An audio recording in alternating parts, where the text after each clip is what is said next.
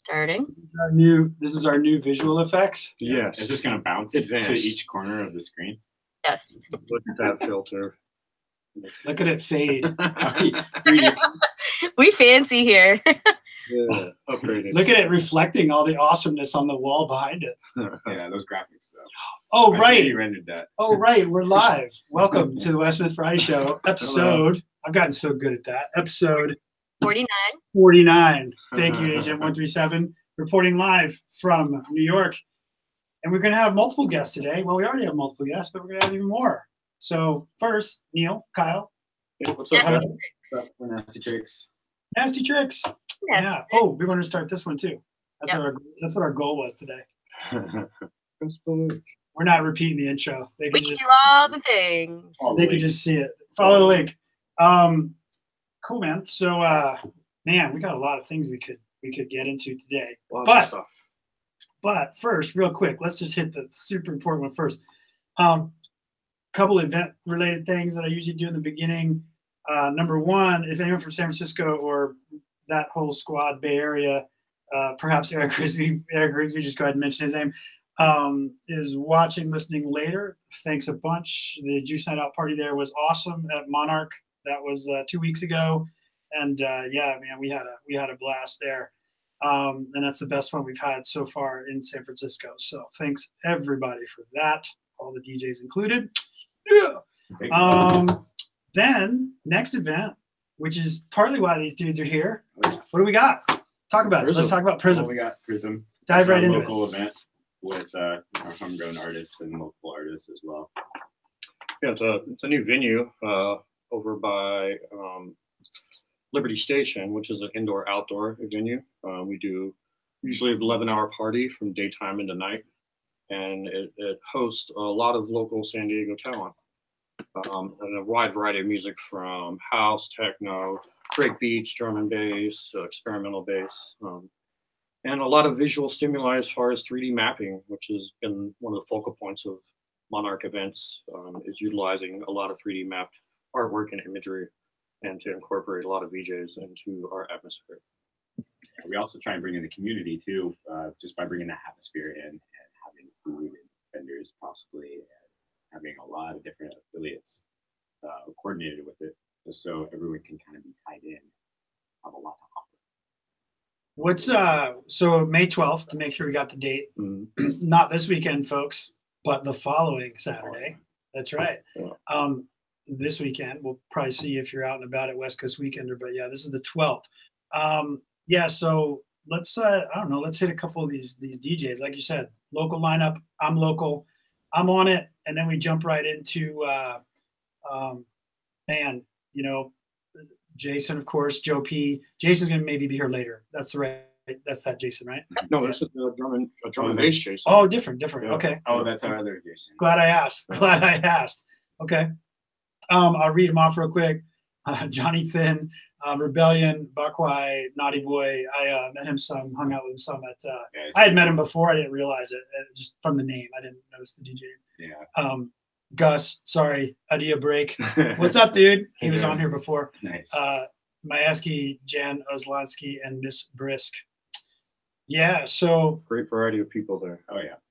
Yeah, cool. And is it one room, two rooms? What's going on? It's one room. Okay. It has an indoor bar and an outdoor atrium, like little area. That's where we have the food. So it's an open wall. So the music goes from both areas, and we have like the smoking facility outside. So everything's really close and tight. And there's really no need to actually leave once you're there. You got food and everything, all the amenities. In fact, you have a full bar with tasty drinks and local craft beer. Yeah, the disclaimer is very nice on the bottom. Let me see what it says. Yeah. And we got, well, of course, we have Tacos Discotheque. That's like awesome. Rufio. Is there a shout out Rufio? He's like the San Diego underground party taco dude. Yeah, that guy. Tacos in the underground. I guess. Yeah, we got the Soul Brothers, Bobby and Elliot, bringing out their that's our homegrown well. kitchen, basically. Yeah. They helped us at Utopia. What do they do? Soul Brothers. What? That's they're providing the tacos as well from the Monarch. Oh, they're So doing that. They split up the shift. So tacos together. Yeah, That's true because it's 10 hours or something, 12 hours. we never actually made a name 10 for it, but the last show got a name for it. So Yeah, so all yeah, right. it's sticking very nicely, I guess. That's cool. Yeah. I wanted to mention, I definitely want to talk some about you guys, other crews and stuff. I know a lot of things are influenced by that. But the 3D projection, the mapping stuff, Ricky Chavez, aka, is it Reichel? yeah, Reichel. Yeah, Reichel. Yeah, he's one of our newer members of Monarch. He's been with us for about a year now. He helped us with all our own projects. Utopia last year, which was phenomenal. It was. His setup was just amazing. He had the 10K projector that was just bright as life. And we ended up actually buying that thing. So that is in our crew now. Oh, sweet. As far as Yeah, the 10K. that projection, I had well, someone got a great photo when I was playing, and it was funny because people, like, one of people's comments is usually like I'm in a big like giving birth like an alien egg, you know, like the movie, because it's so cool, like all the triangles and stuff. Most ask us what it is. Yeah, yeah. What was it? It's our butterfly. Yeah, oh, it's a butterfly right here. It looks like more of like a pissed off butterfly. No, it's super like edgy, you know. And butterfly's gonna get you. Don't worry. Yeah, totally. All right, cool. Well, that's exciting. And where's that joint? It's in Point Loma. Oh yeah, it's right by It's- Liberty Station, across the street from the golf course, right there. Yeah, we've all lived here for probably a long time. Yeah, it's kind of like the We all entrance. Yeah, we all know where. Yeah, Right, it's so not weird bad about because it. I mentioned it to people are like, oh, some people are like, oh, I like that place. It's And then literally others a hole in the wall. You can pass it up. I got it 3 times. I first actually walked down the steps to this hole in the wall. But you guys always do probably a good segue into Bombshelta, which is probably how I met you guys. I mean, I saw you around places, DJing, whatever, but in terms of like, you know, doing a little business, whatever. So Kelly, I don't know if you know, but these guys, so Bombshelta did the sound for all the Juice Day Out parties last year that we had. Okay. So, Oh yeah. Okay, now it all comes together. Got it. Now you understand how we like, you know, got to spend more time together, chat a little bit, that kind of stuff, and Yep. it was pretty awesome. So Well, what? it was. He's Yeah. spoken highly about that. Yes. Yeah. So funny. Yeah. So anyway, a lot of people have asked me if we were going to do another Juice Day Out party, but it's so crowded, man. There's like just so much going on, dude. No, there is. Well, the calendars at least. Last summer, last year, either I got lucky and kind of picked the dates, and they just happened to not be on anything else. I mean, we tried to pay attention, but Well, you weren't trying? I just thought we you tried were to trying not. real hard. We tried not to Wow, step on okay. anyone's Yeah. feet, sure, Sweet. but you still just don't, you know, Right, like okay. it just did. We were able to find dates that were in between things. Whereas now it's Yeah, like, it really is hard. Even us when we pick our dates, we're like, oh man, United by Base has a lot going on. there's like, but even, yeah, so United by Base, let's say once a month, they've had something going off, at least, but then you've got, I feel like there's several day parties that do house music Saturday and Sunday, which is awesome. There's like, so for me, I was in San Francisco, then Desert Hearts. Now this weekend, West Coast Weekender. Yeah. Next weekend, you guys thing. Not far after that, we got Genius Loki down in, you know, like Leyenda was in there somewhere. Oh, dang. You know, So Poncho it's isn't just- anymore, but would have been, Not right? much. Somewhere in all that. And you got Lightning Bottle creeping up at the end of this month. Yeah, Right. it's right there. Yeah, It's dude. right there. It's funny when I was this was my first time Desert Hearts. You weren't there this time, were you? No, It's he not- wasn't. I just he was ran into- representing yeah, ran into Monarch Neil. this time. If you saw me when I was putting posters up on porta potties. Yeah, that's Yeah. that's it, dude. Yeah. But it was funny because that was my first time there. It was great. It was a lot of fun. Interesting I'm event, sure it was yes. smaller Yeah, 10 I years have yet ago. to go to one. It's amazing to see how it has grown. Yeah, I've never been able to go to one yet, so hopefully. Well, big shout out to Native Alien because that's how, you know, and I would help them set up all their lights and in their camp Okay. area and all that jazz. Yeah, Nice. that's how I ended up going. Was just I guess. I went a couple days early and Yeah. helped them get going. I mean, And I had to Neil leave was early. talking about it, and he's been part of it here. Yeah. I got Yeah, I mean, they only do one soundstage, so it's a little strange if you're not like. in that eyes, Yeah. you know, it'd be different. It would Yeah. just be bringing an environment for Yeah, you could probably do. Yeah. Well, I got this visual idea. You know, I noticed that at that party they got wonderful production, lights, everything, aesthetics, beautiful stage design. The only thing I saw missing, and it's what we focus on, is 3D mapping and projection mapping and putting art up and all over the place and using our stage as a command portal, so we can bring our stage, set it up, and to be the visual command portal, hitting different art pieces throughout the entire foreground of the festival stage area. You know. Well, it'll be interesting. I mean, I don't know much about other than that. You know, the Desert Hearts crew, I guess, you know, started that way back when. With Lee and Pork Chop. Who's the like four? Mikey, like 4 or 5? Mikey Lyons. Yeah, Mikey, Lee, Porky.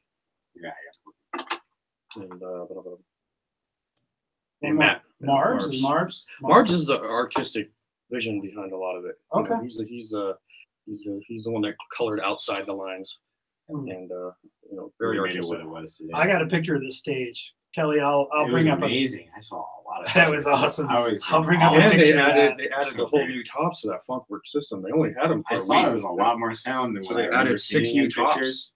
And, I'd be spying on you guys. I haven't gone yet. I gotta get past the Jimmy Kennedy photos. Hold on. I'm all loaded up with Jimmy Kennedy photos. The favorite video is just Jellyfish and Kyle. Are you okay with that? Here, I'll hold this guy up. You can kind of see it. So, like, if you're looking, you can see it. It may be a little hard, but it's there. But yeah, that's kind of from the left side. Pictures.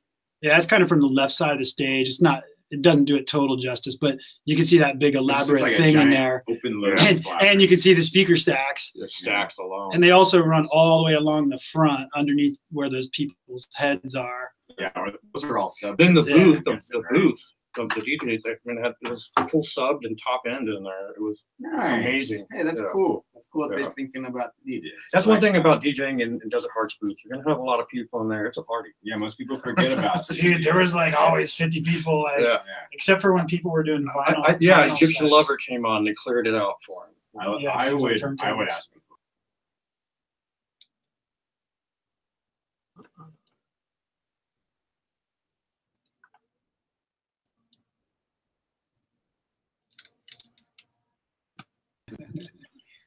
Update password, sure. Oh, yeah. Are we back? Yeah, you went out there for a second. Where'd you go? That's a first ever. It's a first ever. Wrong. I don't know. It's a first ever dropout. Is Zuckerberg censoring us? I was like, uh-oh, I'm like, because I'm on the live and it's not like we started repeating Egyptian Lovers raps and rhymes. I mean, careful. Don't start making the beat, Kyle. Don't get on that. Are you still live? Borderline misogynistic. I'm not sure. There was a few spots in there where he might have repeated a few words, maybe a couple too many times for the audience. Like if you do a freestyle rap and then there's a artist or comedian or whoever, they kind of have tailored or maybe on the fly tailor it to like the crowd where they are, the desert, whatever, and then they use some pretty derogatory or not, you're just profane words in the rap, and then it's like it's pretty funny the first time, but then it's like the second, third, and fourth time, not so funny. You caught it with those the first time, like not so funny. Shame on me. Shame on me. Yeah, I think if he had just done it once, then it would have been like the soundbite. Right. Of like Desert Hearts. I maybe would have wanted to sample it and it would have got famous after that. Yeah, but now you're like confused. You don't know which one to sample. Whatever. Right. Well, so this party coming up is also. Wait a minute, it's In Da Hoody in conjunction with Monarch, but since In Da Hoody's not here yet, which is my fault, not theirs. They're actually they're In Da Hoody. What do you mean? They're in the hoodie. They're en route. En route. Okay, cool. But let's get people going on Monarch a little bit. I'll tell y'all probably the Facebook Live stuff. We probably get maybe 50-50 people on West Coast and stuff. The YouTube side and then later podcast, SoundCloud, that kind of stuff is probably mostly non-San Diego and SoCal. So that's awesome. Always liking to share. We're talking to you guys. Yeah, always liking to share stuff about San Diego artists, etc. But Monarch. Talk a little bit about Monarch and all that. Well, Monarch was kind of organized and facilitated back in 2010. Yeah. It was our first shot at being a part of this festival called Utopia, which is the regional Burning Man for San Diego. Originally started as the decompression, but it outgrew its britches and became a regional burn. 2010 was the first implement of Utopia, and we were asked to come be a part of the stage and put together something fantastic with a few friends. And we ended up renting the Guru sound system and renting a stage and putting together this Cosmic Family Circus, which was the first name. It wasn't necessarily Monarch, but it was the foundation of the crew that was going to be for the following year. After the first year, Natural and John Ray were impressed with the work that was done and gave us an extended invite to be a part of Utopia the following year in 2011, which it was our full control. And Monarch was actually developed off of the theme Metamorphosis for 2011 of Utopia. And so we went with Monarch Metamorphosis camp. That was before my Utopia time, but now I understand. And we've been doing it. We kind of rolled with the theme, and they're like, hey, we got this a cavallo carousel. It's a pirate ship horse carousel stage. It's all interactive, live, shoots fire, all this stuff. And we'd love for you guys to collaborate and make it happen. And nice. I was like, I'm all about it. Like, this sounds beautiful. Let's, let me talk to my crew.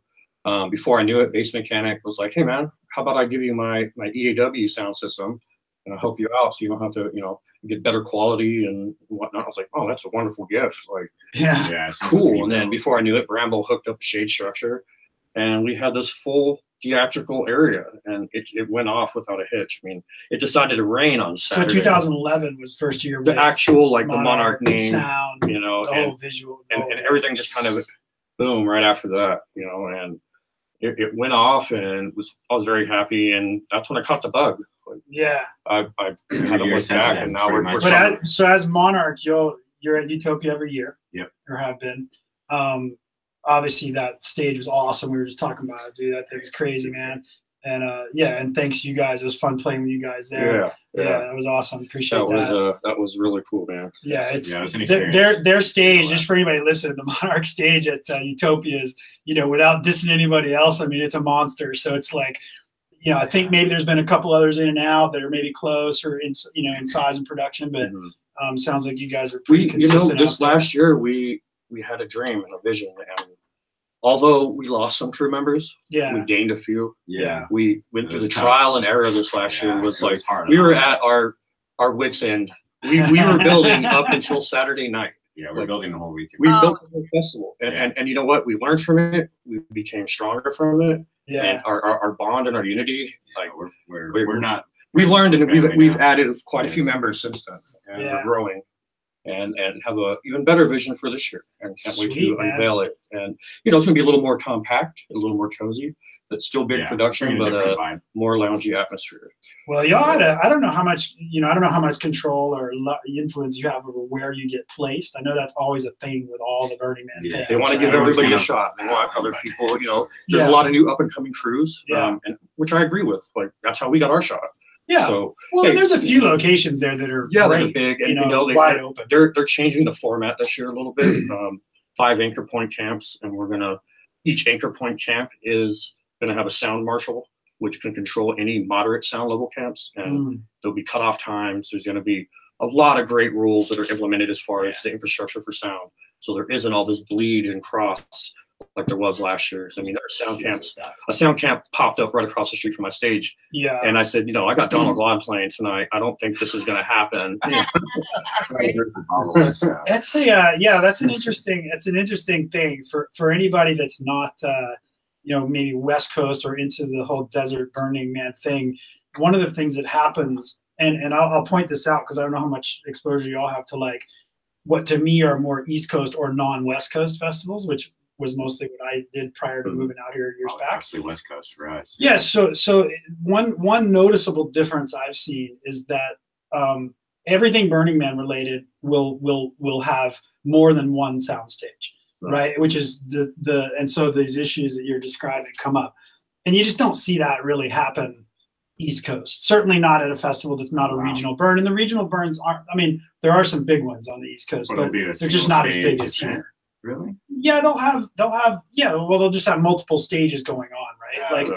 Yeah. So the sound bleeding and Renegade and even if it's not at night during like the approved whatever top tier dance sound system stages, like they'll be like you said. There's the other decibel level ones.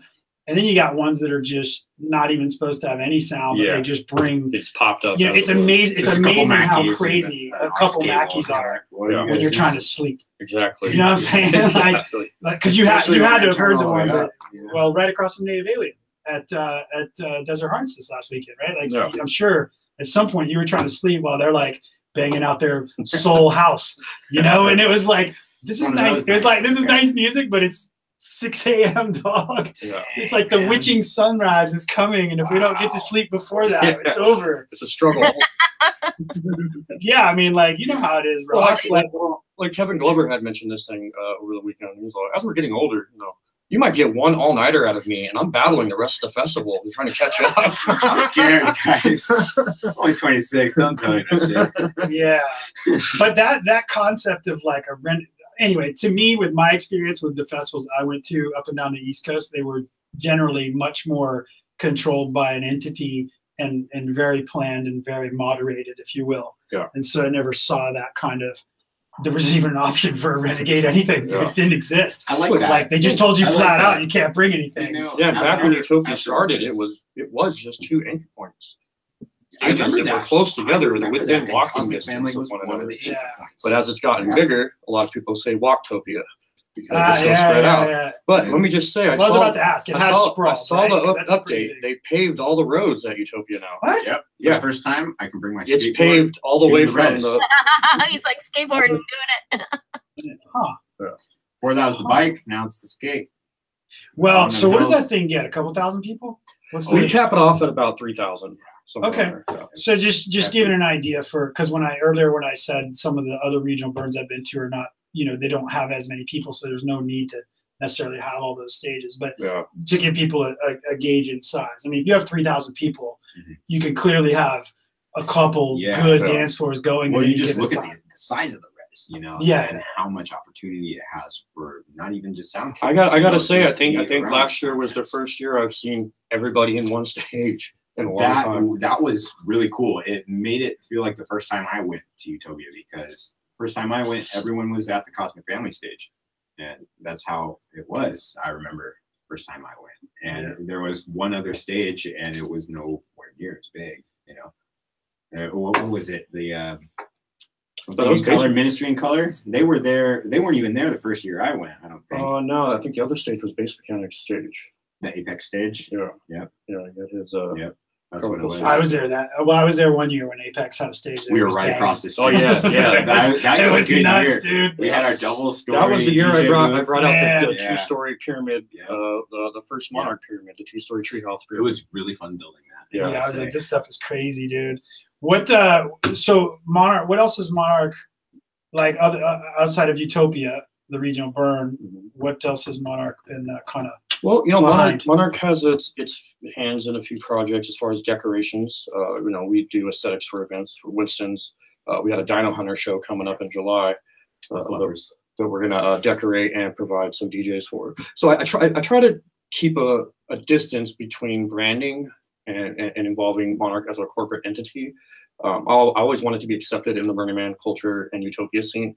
And that's a tough balance, dude. Yes, sir. Yes, sir. And so now we're coming up with the Chrysalis project and Chrysalis Events, which will be our branded entity of things we like to do, so we can make like shirts. Outside of Burning Man. Yeah, and something we can do that we can actually sell clothing and shirts and stickers and knickknacks and things we want to create without making Monarch in that light. So we're always be acceptable. As far as that's concerned with Burning Man or Utopia. Yeah, for people that don't aren't indoctrinated in the whole, depth of Burning Man, as it currently is put out there, right? Principles, etc. Like my understanding is it hasn't always been that way, but some of the things, yes, some of the things, no, some of the things not written in, a list of 10, but were understood. Yeah. Then you get too many people that can't be communicated in the same way, X, Y, Z, whatever it grows.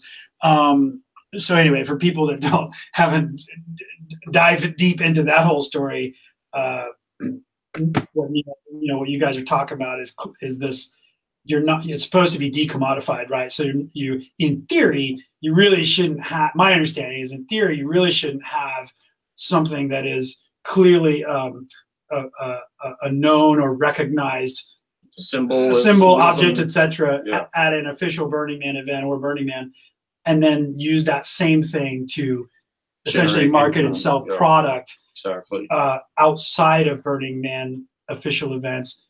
I think the sort of gray area is if it is going to raise money for supporting an official Burning Man event, and that's where it gets gray. That's the legality. That's the super gray part.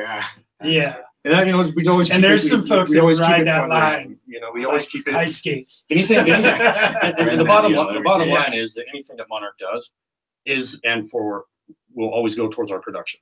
Yeah, is more art or equipment that we need to be more successful. You know, so there's never been a moment where I could say we've made money. Like, so the chrysalis unfolds and maybe a few bucks. Yeah, you know, maybe, you know.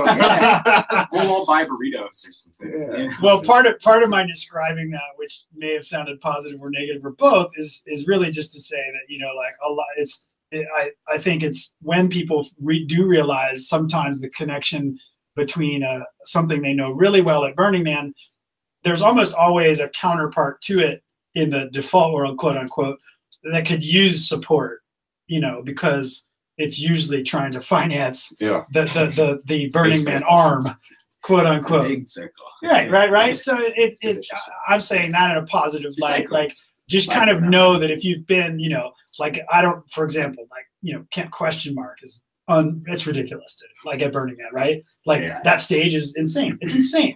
So like your first question has to be like, I mean, it's like, how does that get paid for? Like what, you know, who bankrolls that thing, dude? I mean, it's like, I don't know what it costs. I have no inside information, but I mean, it's a lot of damn production, dude. Yeah. So you know, and you don't. Most of the pictures you see, and you don't hear anything, you know, outside of like if you go to any of their social media, Twitter's, whatever, Instagram, all of it. It's always 100% really focused on going back to Burning Man. There's never anything else other than that. So clearly there's something else going on to fund it. But I don't even see them do any fundraiser parties. No. There's probably I see District and I see, you know, Camp Charlie and everybody kind of host their thing and do their thing. But, Camp Charlie, question mark. I never see that for what's the Mayan Warrior? No. I never see anything for them. Yeah. So, you know, White Ocean, etc. I don't think if it's even out there, whatever. But my understanding was like Paul Oakenfold was, you know, bankrolled that thing, and good for them. That's cool, you know, because I've never seen them make a big deal of it. Yeah. If that's what they're doing, then, you know, hey, it makes Burning Man a lot of fun. It does, right? Right? Yeah, we were going to try to shoot to go this year, but a few incidents that happened, and, you know, we decided, no, we're going to plan it for next year and try to get this art car going that we're working on. Swan dive right into that. Hey, I heard, and this is totally unofficial, but I did hear, maybe I heard it from a couple people at Desert Hearts that that Burning Man, like the org, is trying to, you know, they're always evolving. But one of the things was trying to allow, you know, camps that did the right, you know, their job, quote unquote, abided by the rules, walked the walk, you know, did their thing, leave no trace, you know, all the rating, right? Like you didn't get kicked out, right? So you did a great job, but you just like, you know, maybe the camp's gotten older, or you just have turnover of members, or you're doing other things to raise money or whatever it is. Anyway, I heard they were trying to implement some rules that would allow some camps to do that and take like a year off without losing their, there's some point system, I guess, to placement and other things. Interesting. That would be a reason why you would not want to take a year off previously. That I know for sure. Like you would lose certain things. Yeah, and so anyway, I can't remember who I was talking to, but it was not a Burning Man official person, but definitely keep an eye on it if you had, because it could, because there may be some application or something that you got to put in to say, hey, we're not going to go, but we are going to come the next year, and just kind of make sure you don't lose your. Well, that was the thing too, is when we decided we wanted to go or whatnot. When we start looking up, we're like, well, we're way behind on this. Like, this stuff was supposed to be done when we were discussing it, pretty much. So now we know. Now we know what we're looking for the next year and getting everything ready like that. So. Yeah. So anyway, maybe check that out, just so it might make it easier going back a year later. Because I know a lot of people dread taking a year off because it's like apparently there's been this pressure for quite a long time to go every year, so, Right. you know, to utilize your placement Well, I or can only imagine people have rating been or in a whatever routine. from the last time. People that are new to it. And I've never made camp, so I don't know for sure. But check it out, Ross. What's going on? Since we're talking about Burning Man, we give one moment to say Larry Harvey or went out? Yes, that's an excellent call. Yeah. Excellent call.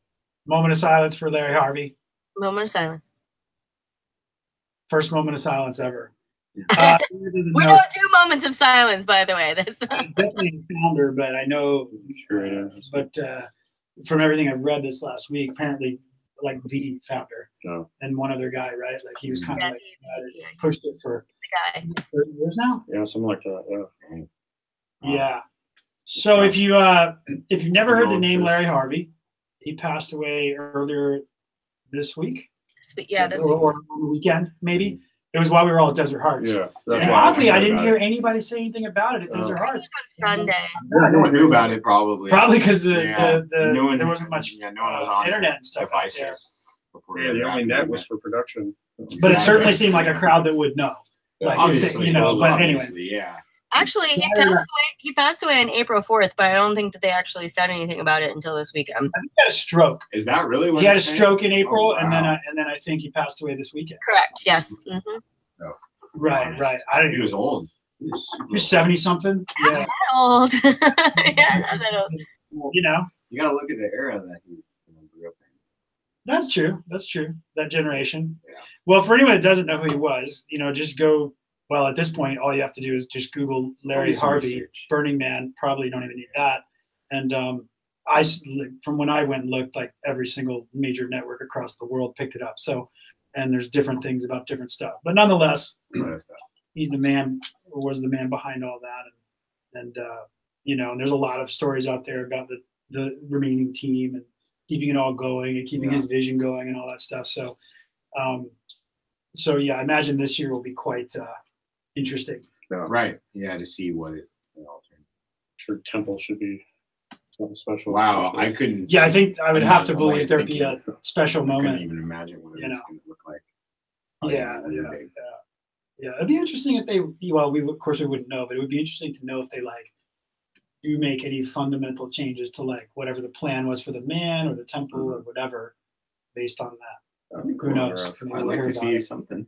Be kind of cool. Yeah. I mean, dude, that's a long time. Just to kind of keep the memory strong, you know? Yeah, and some of those... The idea alive.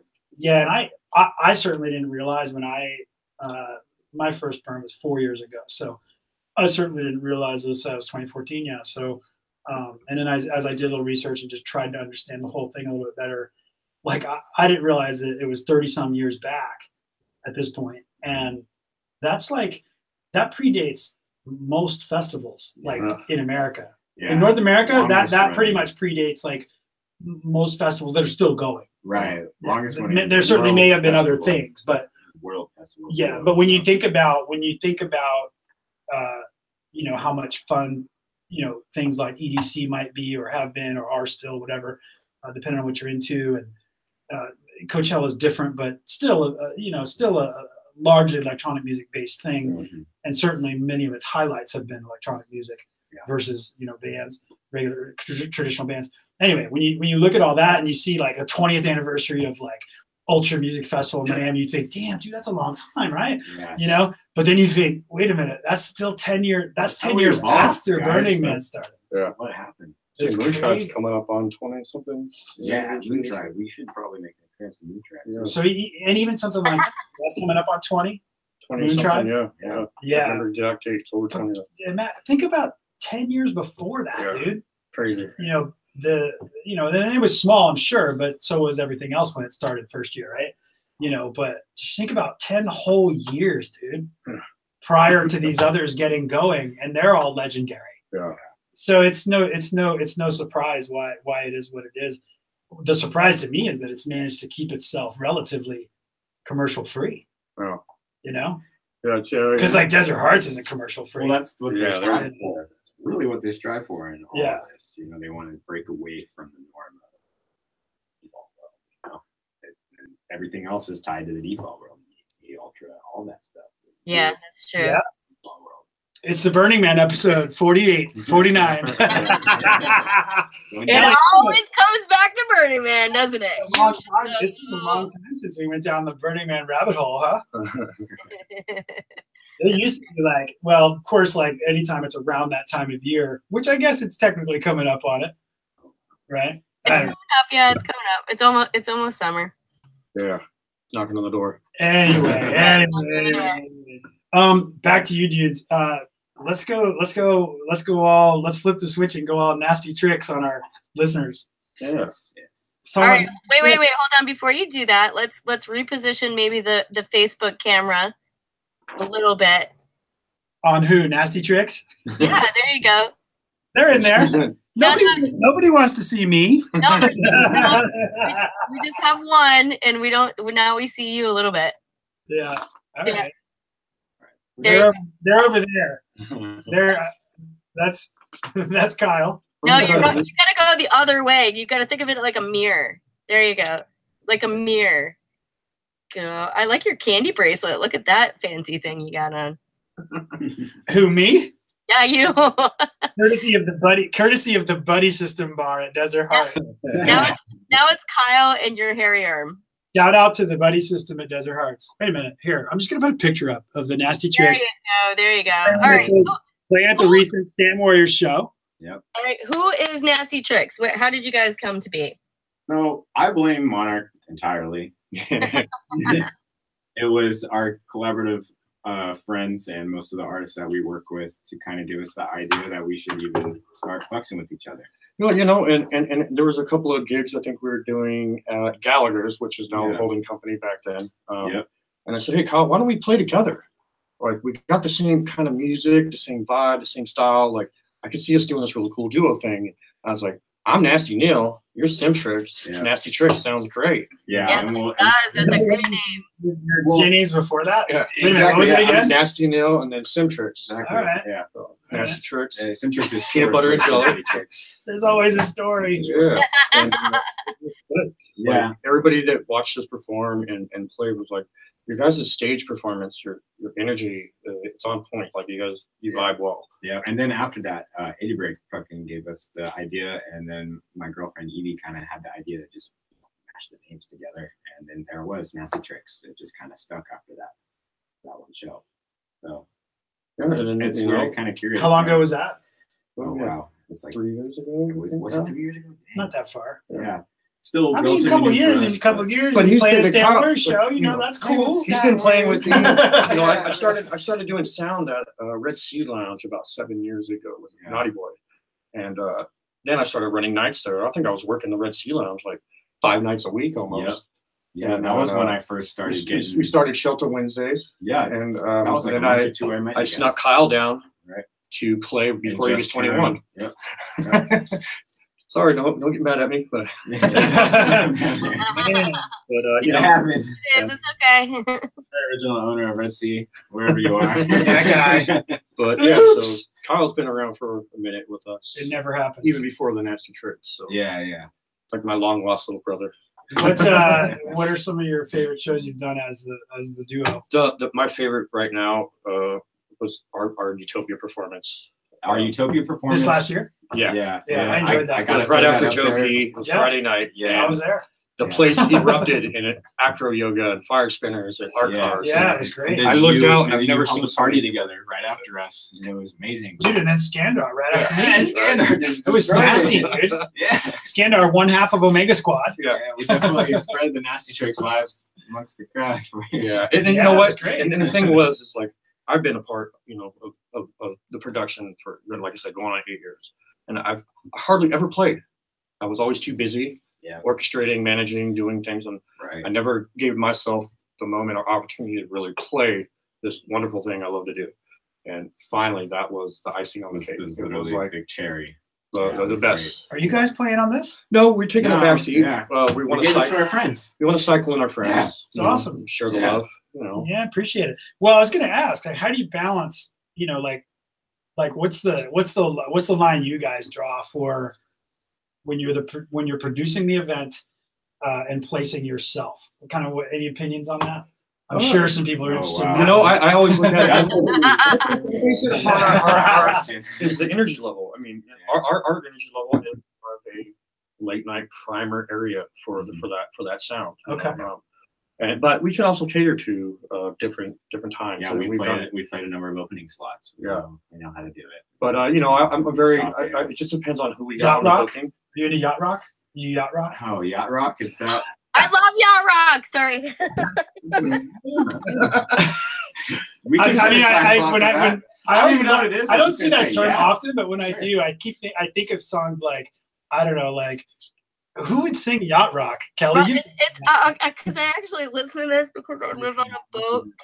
Well, it's like "Run Like the Wind" and Christopher Cross type stuff. It's old '70s songs. It's like Christopher Cross, right? You know? See, those are good because they're more upbeat and the BPMs are probably something we can mash up maybe like very easily. Copa. Yeah. Copa. No. That's not. Is that not yacht rock? No, it's not easy enough. Like it's like Carly Simon, and it's older '70s, like kind of easy listening stuff. It's good study music. Oh my god, I'm so embarrassed. You need penny loafers without socks to play that. And I'm a drum and bass DJ. Don't tell anyone. Yeah. I'll get my cred taken. Go ahead. Well, so I don't know if I. Well, wait a minute. Back to that question. All right. Well, that's for you guys. And then, what do you think about others if they produce a party? Where's the line between, I don't know, the person producing the party, headlining throwing the party for yourself? I guess I don't know. Like, what is it? What's the line there? We kind of curate it for everyone's vibe. We have a lot of friends. Everyone plays different music. Yeah. Everyone likes to think they play the same type of music. And everybody always wants the headlining slot, but I mean, a good DJ is going to play to whatever time frame is given. But there is a line that is drawn when producing a show that, like, I'm obviously don't want to take all the limelight and throwing myself on the headlining slot. So there is give and take, I guess, with that. If you're producing many shows or you're just doing a one-off, then I think there's a difference. Because if you're just doing a one-off and it's your party, why not have a little bit of the good peak time? Right. If you're throwing a show, you're curating it, the biggest name on there. But if you're doing like a monthly, I guess it depends. I mean, I guess if you're Diplo or whatever.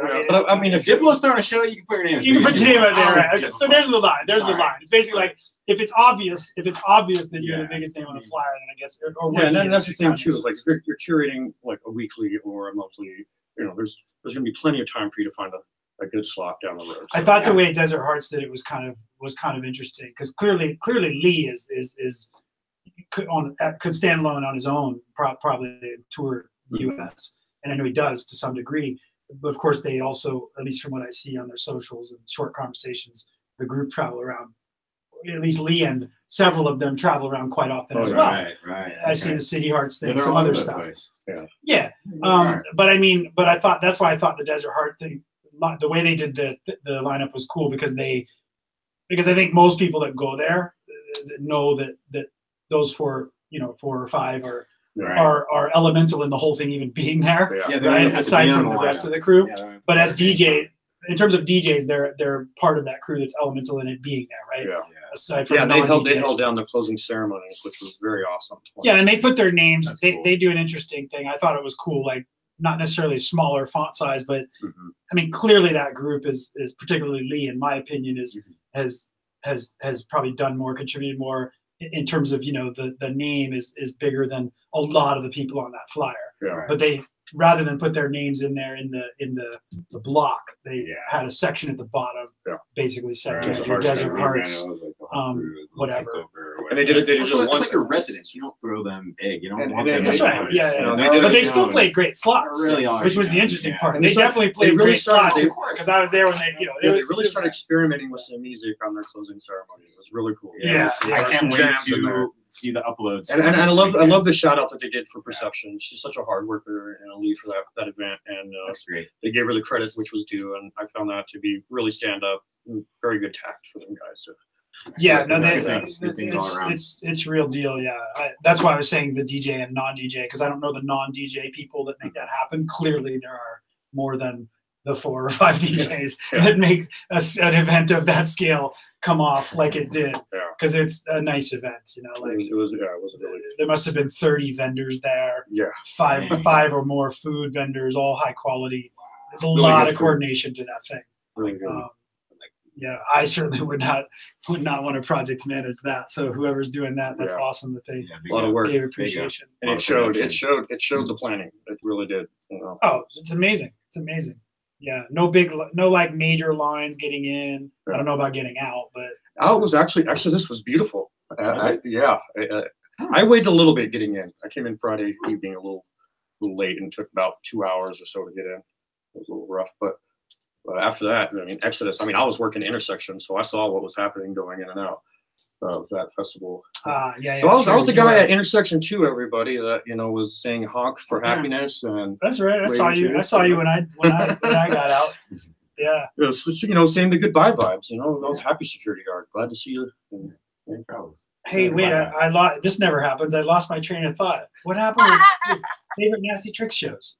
Stamp Warriors one, obviously, recently. Okay, second favorite. You were going for it. Two. DJ Icy, sold out. Winston's. Oh, y'all did come on, play that. Like, that was ridiculous. That was great. That was a great party. I only remember the fattest party after. That was a fun one.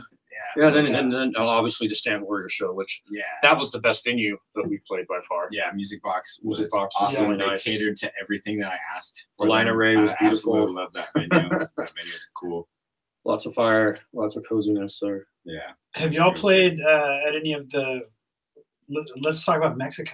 Yeah, have y'all done anything in Mexico? Wow. Either as NASTYTRIX or Monarch or anything? Yeah, we haven't been over any borders yet. We haven't really been on. I have my passport. I played once in Ensenada. Yeah, Evie and I are about to get our passport, so nice. I'm nothing but willing. Shout out to Brian Millar. I played once in Ensenada with Brian. Yeah, big shout out to Brian Millar for having us out for the. I was watching a second ago. Yeah, he was. He's been a big supporter of Monarch and myself and Kyle for. Yeah, since they started out here, and he kind of took us gives us a lot of information, good insight, and way to look at things. And I love the guy. He's like my big brother. He's like our dad. He's like our music dad, I would say. He's a lot of people's music dad in San Diego. That's awesome. Kelly, what were you saying? Oh, he was watching a little while ago. Millar. Oh well. Hmm? Why aren't you shout out later, Millar. We'll have to soundbite. We'll have to soundbite that one and give it back to him. Yeah. Shout out to Brian Millar, and Josh Gum is watching as well. Hi, Space Cowboys in the house. Space Cowboys, what's up? Josh must be. I wonder he's probably got his phone and like a couple dogs attached to a skateboard. Yes, and he's well, I just saw him when I was in San Francisco at Monarch, at that Monarch the venue. Yeah, and he's in Space Cowboys, long timer, and anyway, he and his wife have a dog care service. To put the word right, because it's like they have everything. A farm. I've been on their farm. They've got it's like day, night, overnight, running, exercise, whatever. Dog utopia. Cool. Dog spa. Anyway, that's why I made that joke, because all the pictures I see of him online are like him with like 10 leashes pulling him. Yeah, and he's on a skateboard. But no, they have a full farm. They've got little goats called Bill and Ed. Oh, nice. Yes. Bill and Ted. Yeah. Right there. That's cool. Yeah, I drove out there. You were there when you were at up there, I guess, for BOC? Correct, yes. Oh, nice. Look at you getting all out in farm life. Oh. I know, and I rented a car, and they gave me a Mercedes. Ah! A convertible, so I drove out to the farm in a Mercedes. That's hilarious. Yeah. What about well, since let's talk a little bit. You're not into Hoodie, but let's talk about them a little bit anyway, because they are part of this party, and they may get in here. They are on their way. They're coming. All right. Well, we'll spill the beans for them a little bit. Spill the beans a little bit. Actually, I think one of them's watching now. Hi, Julia. The Hoodie, and then we'll leave it to them to get into more if they get in. Yeah, that's In Da Hoody is brought to you by Julia, Daemia, DJ Daemia, and her husband, Jason Splatt, which is a beautiful graphic artist. I remember back in the days in Masterdome, I used to idolize. He did this, right? Yes. Right here. Beautiful. Yeah, kind of hard to see on he was one of the main reasons I became wanted to become a graphic artist. Was he kind of took our vibe and really ran with it. I really like what he's done with the art. And I never thought that like I would be really good friends with Jason Splat and or Jason Blakemore, like my guys I used to watch growing up. Jason Blakemore, we played with him what, twice now? Yeah. Something like that. Yeah. Jason Blakemore. And so, you know, Splat and Daemia, they're all connected with that, and they've been running In Da Hoody for quite a while now. I think they're on In Da Hoody 6 or 7 or something like that. Yeah, they've been making. And you know, they focus on a lot of drum and bass and MCs, and they decided they wanted to go a little bit more of a multi-platform. And we said, hey, why not join forces and bring both crews together and create that multi-genre platform? And the first one was a wonderful success. I mean, I think the capacity was 290. And we hit capacity throughout the event. Cool, man. Pretty cool. And now, look, you're sitting in Wes Smith's studio, hanging out with Wes, doing a podcast. Yeah. It's all downhill from here, man. Yeah, I remember meeting you too, because I was the guy that came up to you and I was like, "Hey, I've been buying your tracks for years. Nice to meet you, bud. Like, you're cool." Yeah, so it's cool for me. It's to be determined whether the variety show is people's curse or their or not. But so far it's been all right. So anyway. Hey Kelly, I forgot to ask. Did we have any questions at all today leading up to the show? No, we didn't have any questions, but we do have a live Facebook chat room right now, or not chat room, but I guess I'll call it a chat room. But I'm still telling you, all we can see is your hairy arm. Glasses, and I can't see that. You can just see my hairy arm. Kyle, it's just Kyle and your hairy arm right now. That's weird because we see this whole thing, so we're like. Yeah, so I guess what they're seeing on the phone is all they're seeing. Yeah. If you just swing it over to Neil a little bit. Sorry, my head is right here. Now, I'm telling you, now I can see. Well, we're also on a lag too, so now Wes's face is half in there, but it's like a mirror. It's like a mirror. So you got to go the opposite way. Go the opposite way. Huh? I don't know. We got to work on this more. You know, last time, like, I don't know, somebody who's a Facebook Live, expert. Get with Kelly Ross and tell her what our problems are. We need that wide angle lens. Josh, yeah, that's just not going to happen. That's just not going to happen, dude. It's just not. Josh Gum says you need a Dollar Shave Club for your arm. For my arm. Oh, unofficial sponsors. I did forget to mention. If you come to San Diego, Chiba Hut. Yeah. Me and my Chiba Republic shirt. Sorry, folks on Facebook, you can't see it, but folks on YouTube, you can see it. Folks on YouTube can see it all. On Facebook, follow the link. That's YouTube, that's Facebook. So yeah, you got to get on the YouTube thing if you want to see the Chiba Republic shirt. But anyway, my studio is located right behind them, so I get to smell their various Chiba sandwiches and toasted buns. Well, I was waiting outside for you. I was getting hungry. I smelled pizza and sandwiches. All kinds.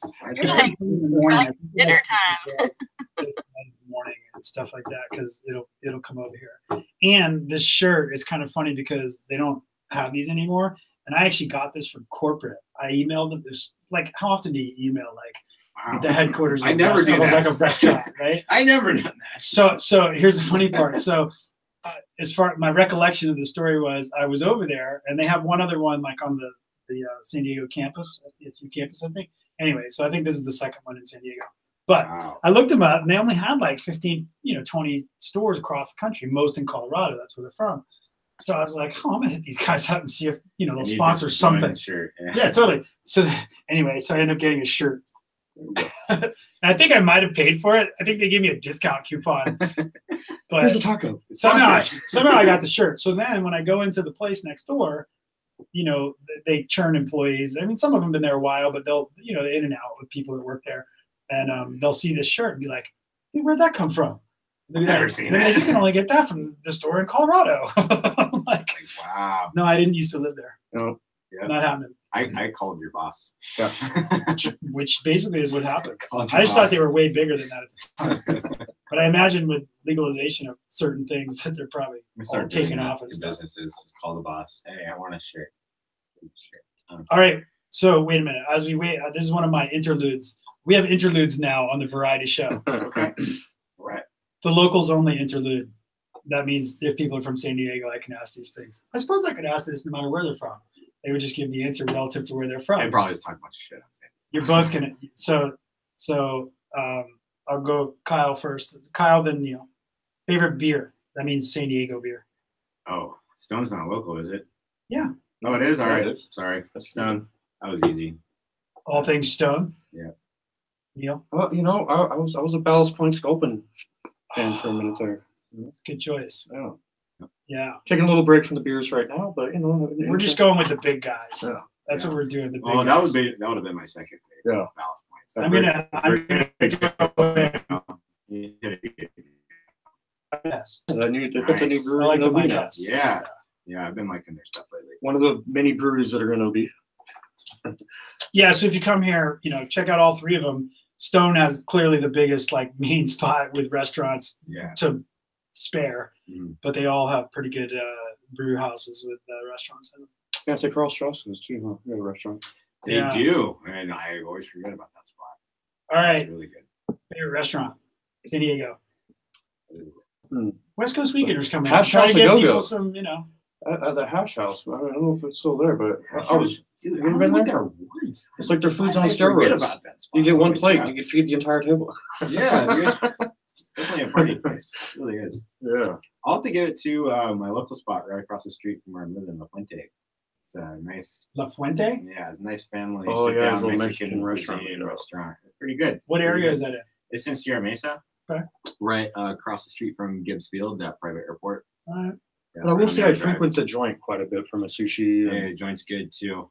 Been there a number of times. And they have the, you know, $2 sculpins by the way there. Ah, that brings back the sculpin part. Yeah. All right, favorite music venue. Wow. Well, I've got an old favorite. It's obviously Kava because of the amount of, you know, exposure they've given everyone in the community. Kava helps everybody. But I've got a new favorite because, you know, I got to take it to Music Box for really spoiling the hell out of us. With That was a really nice thing, the though, bottle I gotta service. say. That was just, it's just amazing. I love you guys. Music Box. And one of the other, I haven't got to play it, but I've done sound at and been there quite a few times helping out. In fact, one of my first gigs was with Mikey Lyon and the Jungle Crew before they were Desert Hearts. We did sound for Justin Martin at the Belly Up, and I really enjoyed that venue.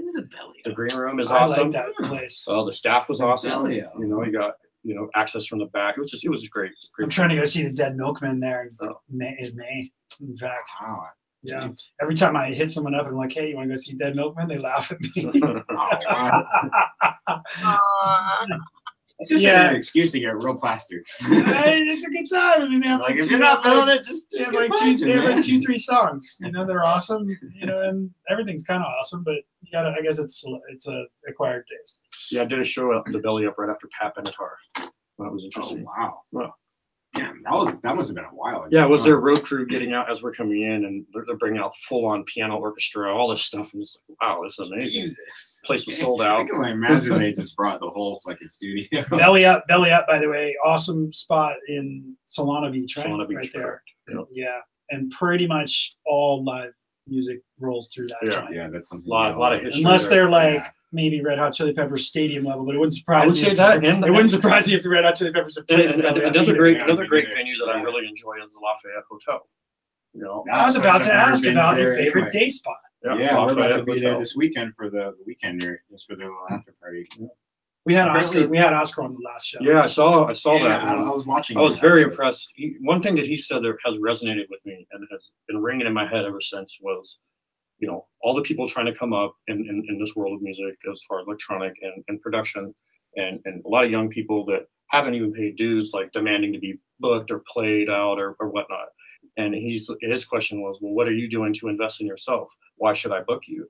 And that just, man, has bounced around in my head because what have we been doing is investing and keeping the image going and putting all my time and energy outside of my traveling work job for solar and still maintaining this balance, you know. And right after that, his show, I mean, I literally went out to Guitar Center and spent like $1,000 on equipment. Because everything was half off. Yeah. It was just, they just went out of business, didn't they? Guitar Center? Yeah, they just went out of business. No. They Google it. Yeah. Wasn't it? Google Maybe that's why I got that $600 I light. don't think so. I think the $160. whole thing's done. Oh wow. Good riddance, then. Well, I better turn in my SA when I have the insurance. Hey, plan. nobody looks at the Variety Show for financial advice, so it really doesn't matter. Oh my God, you're right. Guitar Center is done. Maybe they shouldn't have emailed me so many times about that discount. No, it's actually that's for sure. Because I'm having Guitar Center and Toys R Us. Oh, it's in the process. You need to do that. Yeah.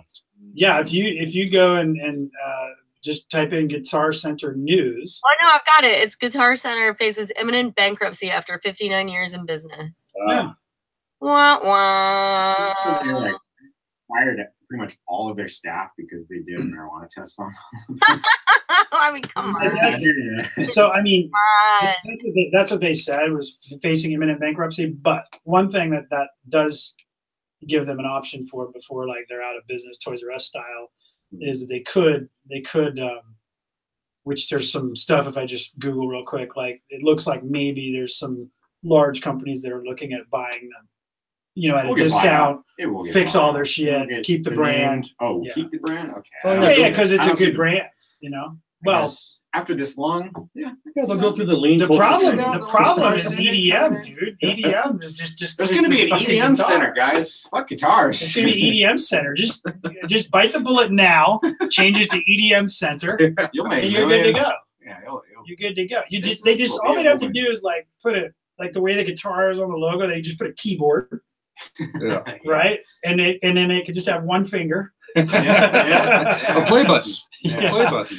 And cue and play, and they'll be all they're gonna press play. They can just steal it from DJ Tech Tools in San Francisco. They have to press play as their logo. That's literally their logo. It is their logo. Yeah, DJ Tech Tools. Yeah, I always think like, not so sure I would do that as the logo. But hey, man, it's pretty generic, but it hits a very wide crowd. It does. Very generic. They're great if you want to get into controllers. I got a MIDI fighter. I'm all into native instruments. There's one around here somewhere. I'm having a MIDI issue. This showman right here. It's funny because one of our original Monarch friends, which has moved away, our friend Brian, taught me everything I know about native instruments. So that alone has like shown you a lot what Monarch has to offer for people. I mean, I knew these guys for a long time, and before I knew them, I didn't really know much about electronic music or what it has to offer. I was a little punk kid playing metal music with all my other. I feel like that's an experience a lot of Californians probably have. I think that's very much a transition in EDM. By the way, you have guests downstairs at the door waiting for you, Wesley.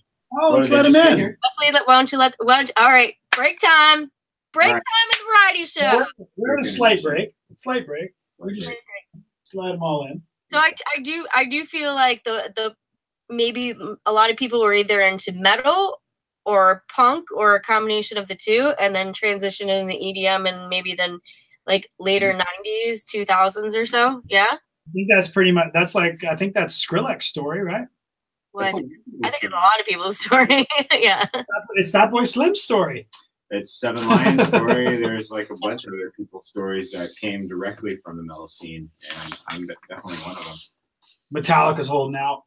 Yeah. Metallica. The drum and bass. Dave Mustaine's not giving in. Yeah. Isn't that his name? Dave Mustaine? Yes. Yeah, I think it probably pronounces it a little bit different, but whatever. Whatever. Hey, let's fact check that. We have a question. Wes, do you remember the Sick and Twisted Festival of Animation put on by Spike and Mike, started back in the 90s in Berkeley? Wait a minute, what? Do you remember the Sick and Twisted Festival of Animation? No. No? Okay, that's a no. That's not an open-ended question, damn it. Do you have extra people? Yeah, we just got some people. Ladies and gentlemen. Sorry, Dave Mustaine was from Megadeth. Mm-hmm. Oh. No. He was also in Metallica. Dave somebody who was he in Metallica? I believe so. Yeah. Sorry, James Hetfield is who I was thinking of. Oh yeah, James Hetfield and Kirk Hammond. Do my research. You know he raises bees in Northern California. He's a savior. He has like a bunch of honey bees, like bee farms. We're all culprits in that. I mean, these are going away. Bees?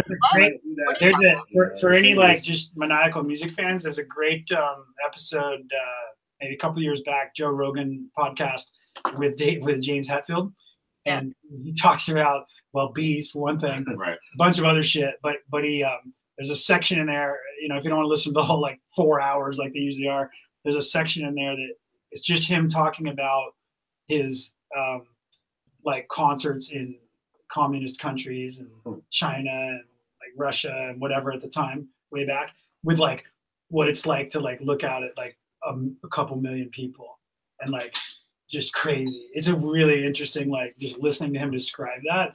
And it's like, there's not that often when Joe is like really quiet, but it's one of those times. And he's just like blown away, like listening to it. What's up? Hey, what's up? Okay. In your room. Cool. Try some free. Squeeze on in. Hey Wes, he was kicked out of Metallica at one point. He was in there, but hey! Coming in. Hello! Welcome. We just I got now. those here. Sweet. We just went and put them all up. We did. We went and put them up. We were already well, blasting. that one was the one I had. I saw the one in Chiba Hut. That's We cool. put Chiba Hut, Okay. the liquor store, the taco shop. Nice. Yeah, so leave a couple more. And, Cool. Yeah, absolutely. I can get them on some other places, no doubt. This is sick. A few more places. Yeah. Come on in, Jason. Yeah, flyers. What's up, brother? How you doing? It's like round. It's like round 2 of the Variety Show, That's cool. episode 49. The back nine. We didn't talk about you. We didn't say any bad things about you too. I was tuning in a little on the way over here. We left you the spot. We left you the seats so that you're the only people anyone will actually see on the Facebook screen. I kind of come in like. Yes, got it. We planned it all. We planned it all this way. And then just so you know what's going on with all the stuff in here. That one is YouTube, and that one is Facebook. She was on the Facebook one, so Questions here on the Facebook thing. I don't see anything. No, right you now, can but no questions at the Yeah, I'm not moment. sure if We had a couple. don't worry, about- we're about to do something weird eventually that people might have questions about. So. But, they actually, I just actually had them give a tiny intro of In Da Hoody, and then you came in. Cool. Awesome. Sweet. So just like Segue. they basically said your Yeah, names it's and a good kind of like how you all got together, but Awesome. not really how In Da Hoody started and what you've done and all that. So hit it. Oh, cool. Well, introduce Absolutely. yourselves. Well, my name is Julia. I go by DJ Daemia, and I have been involved in music for quite some time. Actually, this month marks 15 years of since I started DJing. So I've always been All really in passionate California? about. Well, I played out of state as well, but mainly. But I mean, you're from San California. Diego, yeah. Okay. Well, I'm from LA originally, Okay. but then I lived in San Diego Awesome. for quite some time. I left to go retrieve a husband from LA and bring him back down here. Now we're living the good life. Loving Nice. it. But I started in Got smart. Came down to San Diego. Growing up in LA, it's a different animal out there, you know? A lot of people go to that town to make it big, so there's a certain energy to that. I don't Dude, know. well, hold that thought for a second. Where did In Da Hoody start there? Or how, what's the background of that? I actually started In Da Hoody in 2009, Okay. and I brought out AK-1200 to what was formerly Gage's Warehouse in Barrio Logan, and this is before I even met Jason. So it was You actually were early in Barrio Logan. yeah. It was right around the time with like Soul in the Machine and all that Right. cool equipment was there. I don't know if you guys remember the Soul in the Machine equipment, but they had like an No. electric harp, and they had this light up drum kit, and they had all these props and musical instruments were actually Right. present for the first In Da Hoody. So it really had this epic energy, and it was Yeah, a I think I really missed that one. It was. Yeah, I wasn't in San it Diego. was I know actually- the spot, but I didn't know the props that he had. That's Yeah. crazy. What year yeah, was that it? was Like, that was February 7th of 2009. It was my birthday Yeah, I and definitely my wasn't even farewell then. party as well. So Wow. we got like 800 kids there, and it was just such an incredible event that I was like, I'm in this. I'm a lifer. I'm doing this for caught as the long as bug. I can. I've been Oh, to totally. two. I've been to two. I think they were In Da Hoody shows at a underground, at a warehouse, partially finished place. I'm almost positive I saw Shorty. Yeah, Yes, that I was think that was In very Da early. Hoody Wow. 3, and that was a little bit more recent. Yeah, yeah, So yeah. 2009 was the very first one, and then Yeah. about 6 months later, I did Funk Da Hoody. I didn't get to and- San Diego until about 2012-ish. So Okay. just so you Okay. know, yeah. Okay. So you get a pass. Yeah, basically. But the Funk Da Hoody event was actually a collaboration between me and Bass Mechanic, and we actually booked Jason for that event before Jason and I even really started dating. But Alright. that event, we booked Diesel Boy for it, and it was also a multi-genre event. We had 2 areas to work with, also lots of hometown heroes. So it was just really cool. I think that was one of our first times of really hanging out and being together. Brian hooked up like an electric giraffe from like one of the Burning Man. No, it was the liquid electric giraffe. That's the one that they bring to Utopia. Awesome. Was that the same Yeah, one? that's called? we had that at That the thing's warehouse. insane. Yeah, I think that Wow, thing's that Randall was or the same something. one. Yeah. Oh, If okay. anyone, It's if super cool. anyone listening wants to trip out now or later, go like you could probably just Google or YouTube for like Find electric it. giraffe, San Diego electric Yeah, giraffe, Utopia. Burning Man, Yeah. Utopia, and it's crazy. It's this whole. It has sensors on it that can tell when you're touching it, and it will talk to you, and it's weird. It can sense heat. It can sense when you're petting it. Yeah. It's amazing. Yeah, I've seen it. And you I've can heard it make DJ really on it. weird noises. Yeah, you Yeah, can, you you can can drive DJ around on it. DJing on it. I think Yeah. the Structure Bunny I went around the whole Yeah. festival. Yeah. What's At the Jason, time, it what's was your- pretty much a good makeout spot for us. We getting saucy Just on went there. we're getting saucy on the show. Don't Yeah. heavy necking and petting over Change the sheets. Change the sheets. Jason, what about your DJ? Like, what's your or just into I started music? in the LA scene like way back, like in the early '90s. I was just a party kid going to the original undergrounds in LA and just fell in love with that scene. And just started. It was sort of organic process where me and my boys just started collecting vinyl out of love and playing at home and at little house parties and stuff, and it just kind of evolved out of that. So I got my first like gig out probably in like '93. Oh wow! Okay. Yeah, a Cool. while back. The year after I was born. And I was by gonna the say way. I was following this guy when I was a little guy too.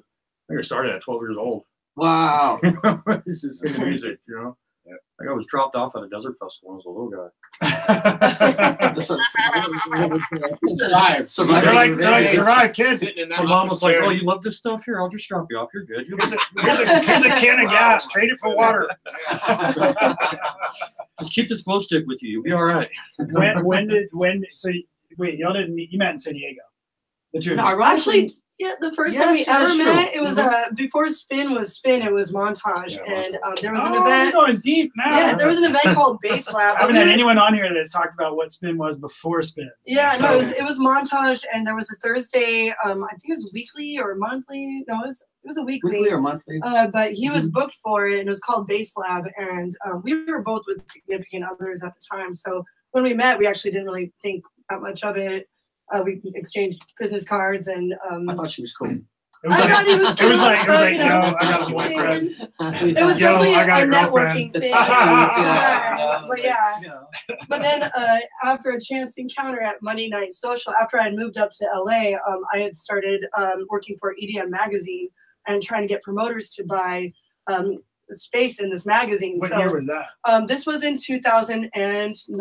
Yeah. 2009, shortly after I moved up to LA. I'm chronicling the term EDM.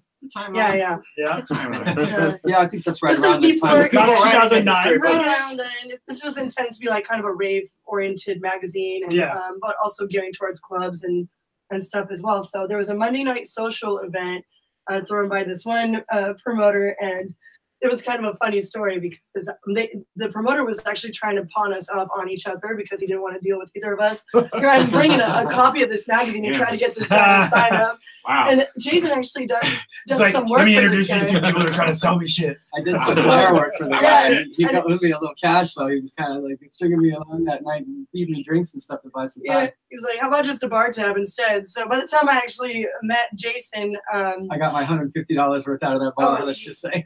that's all it was. And, All right. but I was totally sober, and let's It's a just lot of say, mojitos. I was like, you know what? I think Yeah. you need a little late night Thai food. I know a spot down the way, and this guy was so hilarious. I just totally fell in love from the very first chopstick that he threw in the restaurant. It's like a rave match. That's It- right. it was. Fantastic. But yeah, we're totally just talking about what we're all about, and both of us were just super heavy in the music. Do you want a industry. beer? Anyone want a beer? Oh, well, It's Tangerine IPA. There's two left. There's two left. Two cozies. I mean, all right yeah, with, We get to have adult sodas with Kelly. Lady Adult Gaga. sodas. Yeah, I mean, there's some warm ones too. There's backup. Really, it's the twitches. Mine's coffee, but we could cheers. Dank. Right. Thank you. Yeah. Cheers. Sure. I mean, I thought maybe, Gracias. yeah, we'd have to give a cheers to. Yeah, and cheers to everyone Yeah, watching. thanks Thanks for for having us. tuning This is in. It's really our awesome. first. Yeah. Starbucks. Thank you. It's Thanks. our first rave. Hey, wait a minute. Over here. Dank. Oh, There we go. We have to like pick the camera. Which camera? Cheers to Oh, Facebook. I'm sorry. Hold on. There we go. Whatever. Whichever one is it's able to be. There we go. Doink.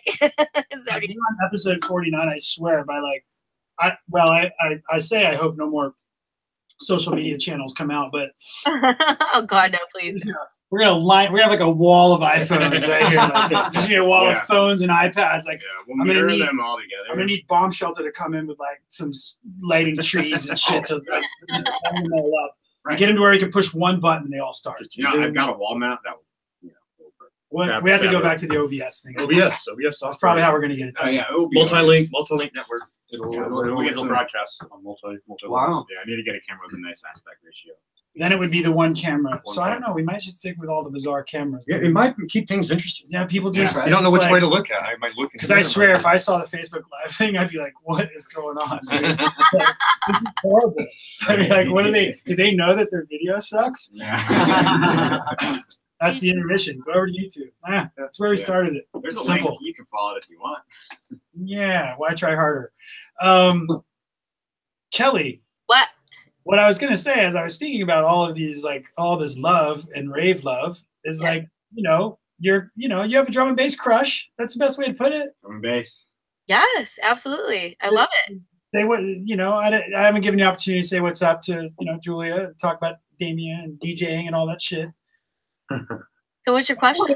Aim high. We're gonna put you in there. Did you have any questions for our guest In Da Hoody drum and bass DJ extraordinaire? Oh no, I mean I listened to a couple mixes and they were badass, but I don't have any questions. No one has asked a question yet, or that I haven't already asked. Josh Gum says that you are talking about AK1200 and Diesel Boy, and I don't know her, but she is rad. And by the way, I sent your SoundCloud, and Josh is a very big fan of drum and bass, and he will listen to it a lot. Cool. Hey, speaking of this, that's a great opportunity to go around the table and tell people where to find you. Yeah, that was one of my questions actually. I forgot that one. Online, obviously. Well, yeah, I have a Facebook page for DJ Daemia as well as a personal page. How do you spell it? So it's DJ Daemia, Daemia, right. And then my music page is DJ Daemia 1. So add a 1, and then you'll get the artist page. Gotta add the 1. Yeah.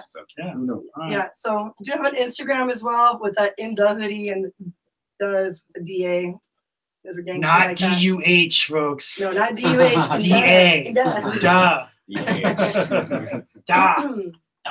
Jason, where can they find you? I'm more of a Mixcloud dude, so I'm mixcloud.com/JSPLAT, Splat. Yeah, and SoundCloud for me too. DJ Daemia with a hyphen between DJ. So I recommend everyone to do this. Is get on all of them. I'm not on Spotify yet. I'm not on Pandora yet. But whenever you guys get on them, it will be the best benefit you could do for your career. But right now I'm on Fanburst, Mixcloud, SoundCloud, Facebook, and then I'm working on my own website as well. But I also have a Bandcamp and stuff like that. But SoundCloud is you're producing some music, obviously. Yeah, under my own alias. Yeah. But what's the alias? NASTYTRIX or SymphonyTrix. Oh, okay, right. Yeah, it's basically more left field bass and drum and bass mostly. Yeah. And we're getting ready to jump in the studio. I've actually got a lot of tracks on the back burner that I've already started for NASTYTRIX, and I want to work closely with Brian Millar and actually fine-tune them. And then we'll be knocking at Wes's door. Knocking at Juice's door, like, hey. If you Brian's done. I've remixed some of his stuff, and he's done some. He's had some really nice original vocals on there.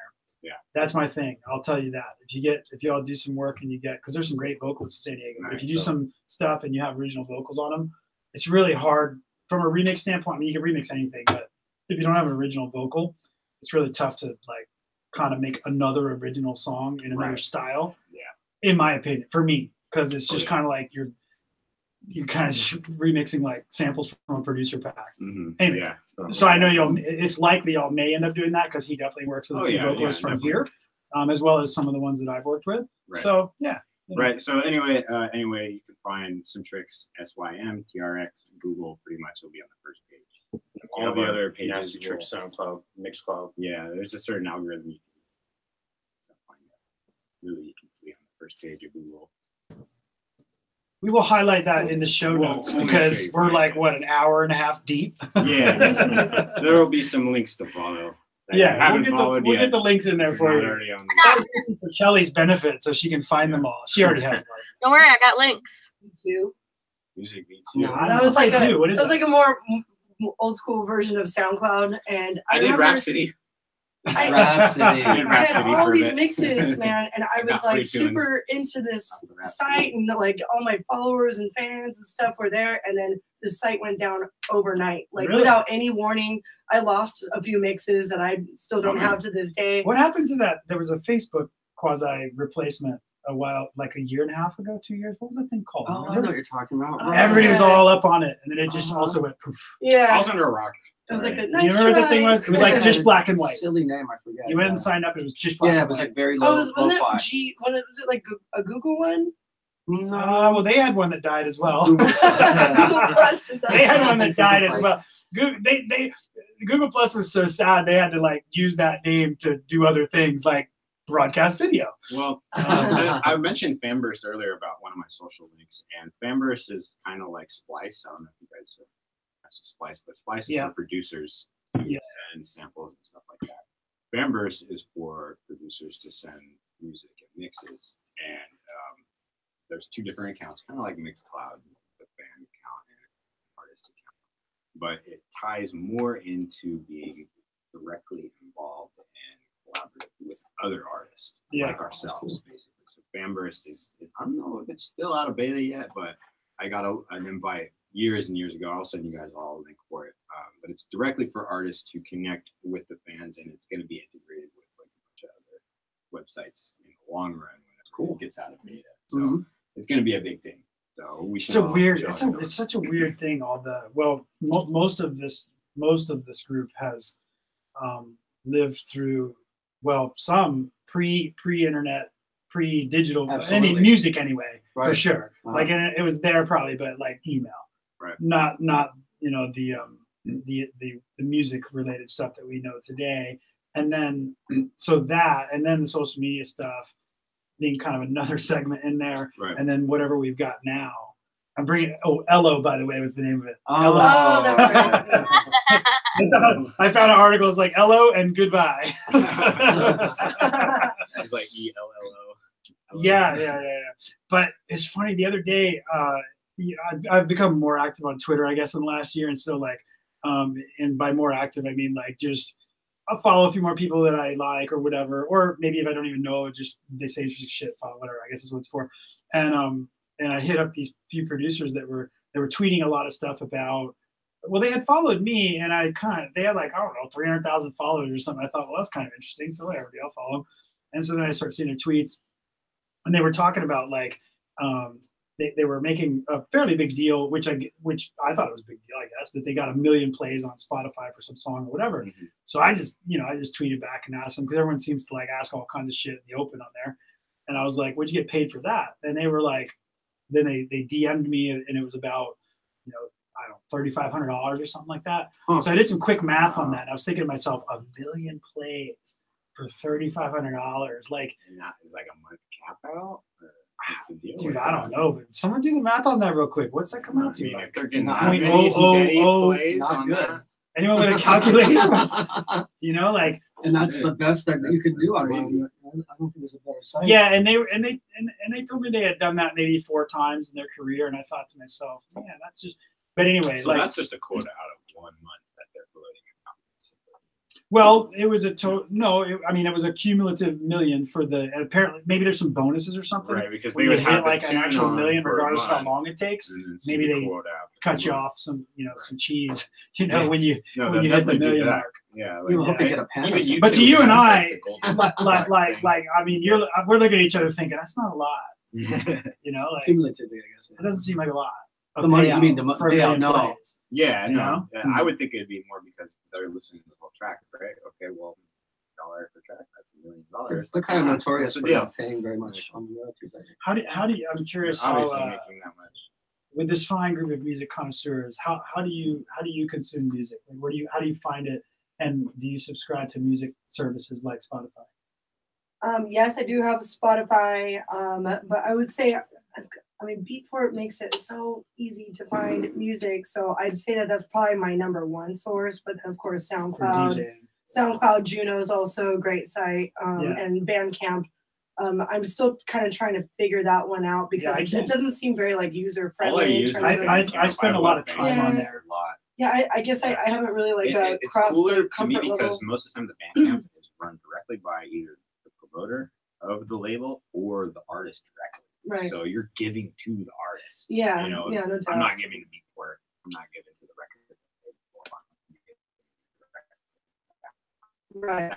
That's what makes me feel good for whenever I buy it. Actually, who am I giving my money to? I just find the breadth of 100%. Bandcamp so big that I can't like necessarily find stuff I want to find. Yeah, that's my problem. I'm with you on that. But I do buy like 100% of my music. I don't believe in torrenting or I feel like we got to support our artists these days. And buy your music. Buy your music.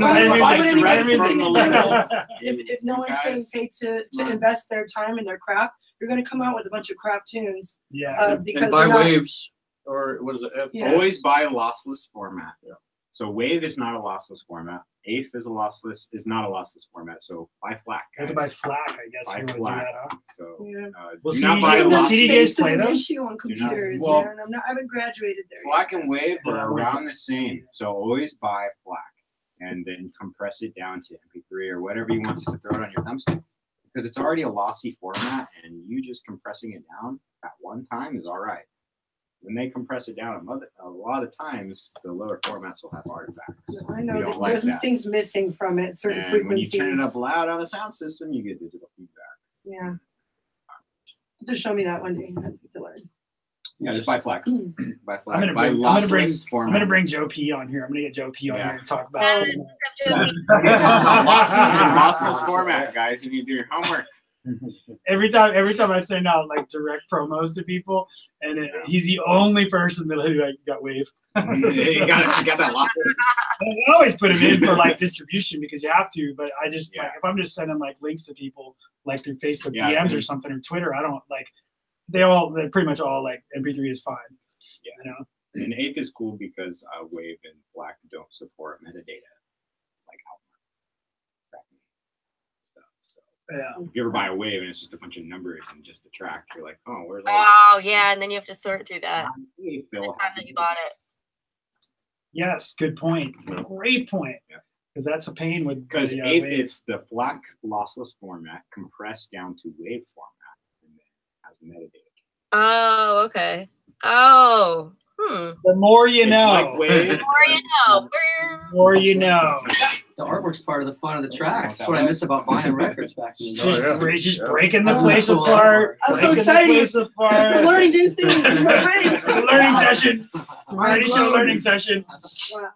Wow. All right. Hey, so you may know or you don't know, but we went through a lot of the Prizm party, earlier, but want to come back to it. We all have some different thoughts about, In Da Hoody's part in it and how you feel about throwing parties. First of all, I love the underground so much. It's really my favorite stuff ever. But those are a lot more challenging. Venues are a lot tougher to come by. And when I came across this venue, the Hole in the Wall in Point Loma, this place has such a cool vibe that I couldn't help but just get the right information. I actually went there for another event that I was invited to, a totally different type of genre, totally different feel. But the guy was super nice and agreed to meet with me right away. And the first thing that came out of his mouth was, if it's anything electronic, we're not going to do it. We don't want to deal with sound.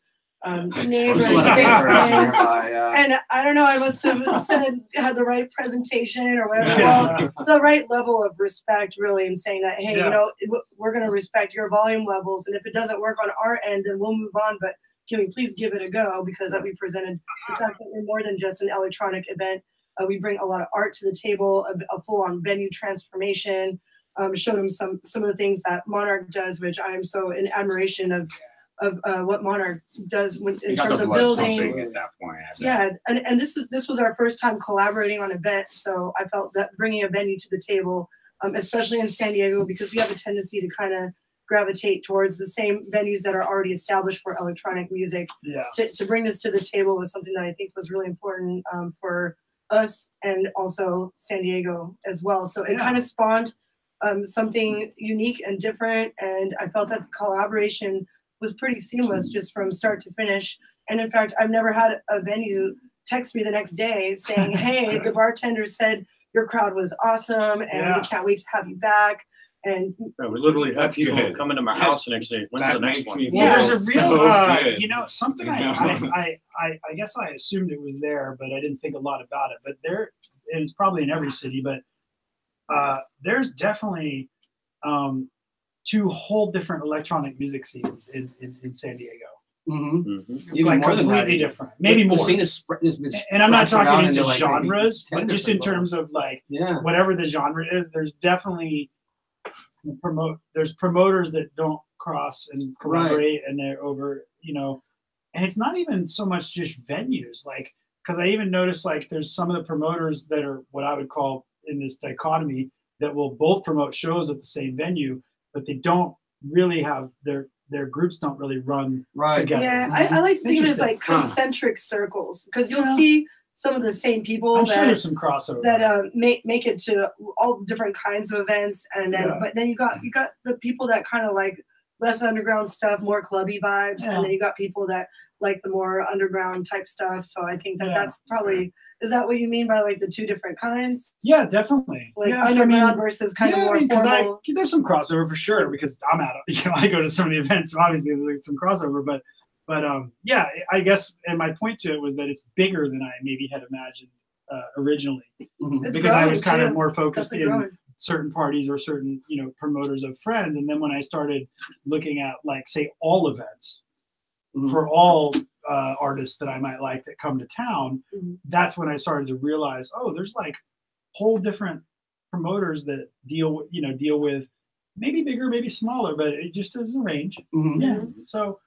You know, it's a positive thing, I think. I mean, there's like you can take a little vacation from your, you know, from whatever sort of community or circle you're you know, if it's Desert or Burning Man or, you know, Spin, right? Or, you know, and you can take a little weekender over to Bang Bang or, you know, or Basement or whatever. And just kind of just to see what else. A lot going on. Because even if you talk to one guy there and the guy you happen to talk to, you know, this other guy, and you start talking about this one topic that could better your life in whatever way. I see my fair share of people in both places. So it's by going to a new place. It seems like there might be a bigger scene in San Diego than New York City.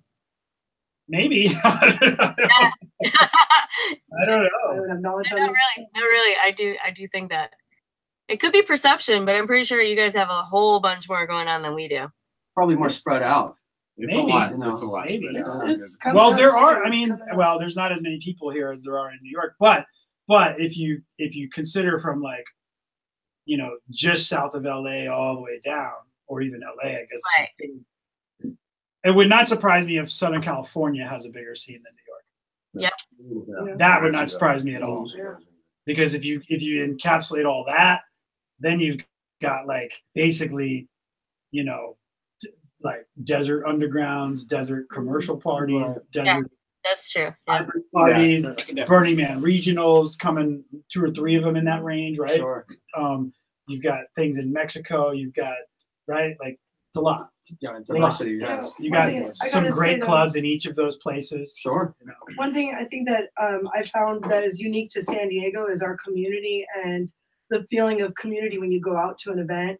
You feel like you actually know a good majority of people, and you feel at home, and you get lots of hugs all around. It's not like a judgy vibe or anything, and I just feel like very comfortable whenever I go out anywhere in San Diego. I just feel like it's always connected to.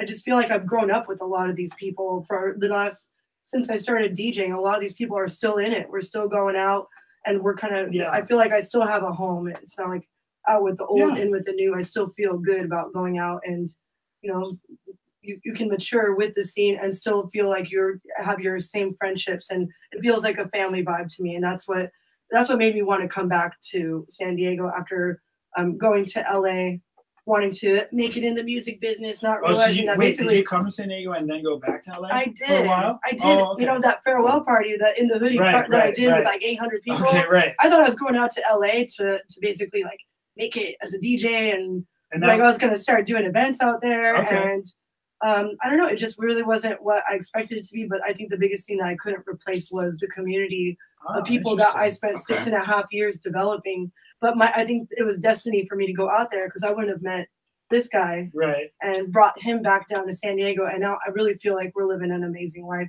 here with our friends. And I got to it's complete for me. And he gets it too now. He says a lot. He's like, Julia, you're so right. I see why you were so missing San Diego is because you can't really rebuild it in such a huge city that is so populated, you know. Yeah, I've heard my friends that live in LA definitely talk about it being very, very like segregated, you know, segregated, big, you know, it's hard to be sprawled out. Yeah. And we were in Long Beach too, which like is kind of even more so like San Francisco.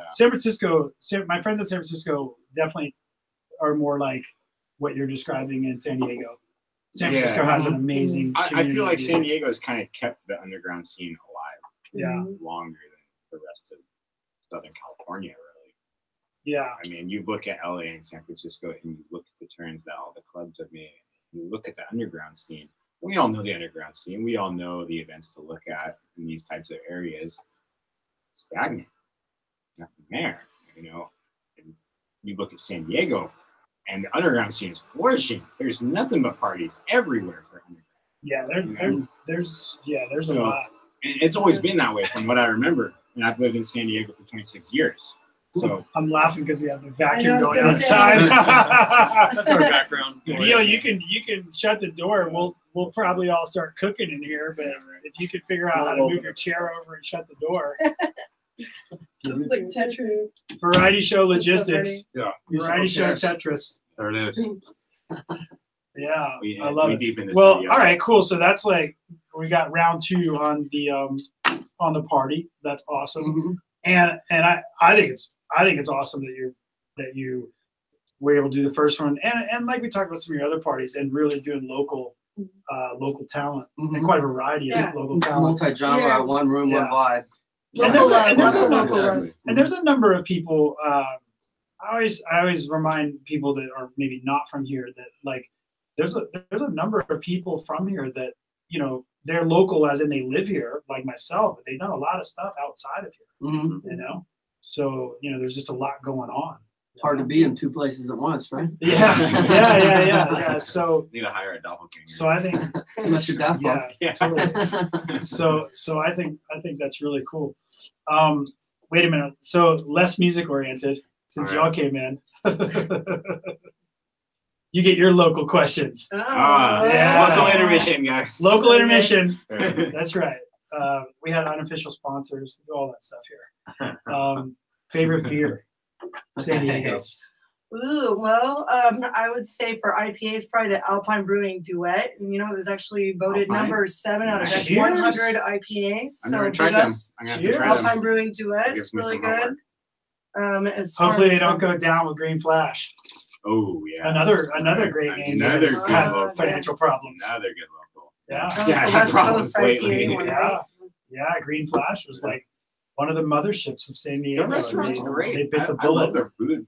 That establishment. It's closed now. Of course, we're proud of Stone, right? Stone's like super old school. Carl Strauss. These are like super old school names, but I work at a hotel and you have this super cool craft beer pamphlet and it shows you all about like the history of craft beer. And you open up this map and there's literally like 150 breweries in San Diego now. Our scene is absolutely exploded. I think my pick was my cast. Right. My pick was my cast. Oh, my cast. Yeah. That's a serious local. Yeah. They've been doing it really like good. all the bars that are like local bars. Carry my cast. Yeah. You know, I don't know what the relationship is there, or I don't know who the dude is, or never met him, but what it really is. Yeah, maybe. Yeah. Interesting. Yeah, I do work at an ale house. So thank you for asking me. Right. Jason, favorite beer? Was it Red Trolley? Yeah, I think it was Red Trolley. Carl Strauss Red Trolley. Yeah, Carl Strauss. Yeah. Oh, that was a bar That strap. was That was one of my Carl tracks. Strap. Nice. By the way, if you guys ever go to Universal Studios at the Simpsons Land, they have a Duff beer there, and Duff beer Hey, everybody's tastes so a lot excited. like Red Trolley, and it's kind of addictive. Oh. I don't know. I think they put something Surprisingly, special in that beer because I would Couldn't help picture it. it to taste like Budweiser, just some You would Right, think. you would guys think. bullshit. Yeah, Right. no, but it's a really good red ale. So Red Trolley's Okay, all right, I gotta try some the Duff beer. Chronic Ale too Actually, from trying. Pizza Port. Pizza It's Port. pretty bomb too. I didn't know you worked in that industry. We'll have you back for a whole beer episode. Oh, sweet.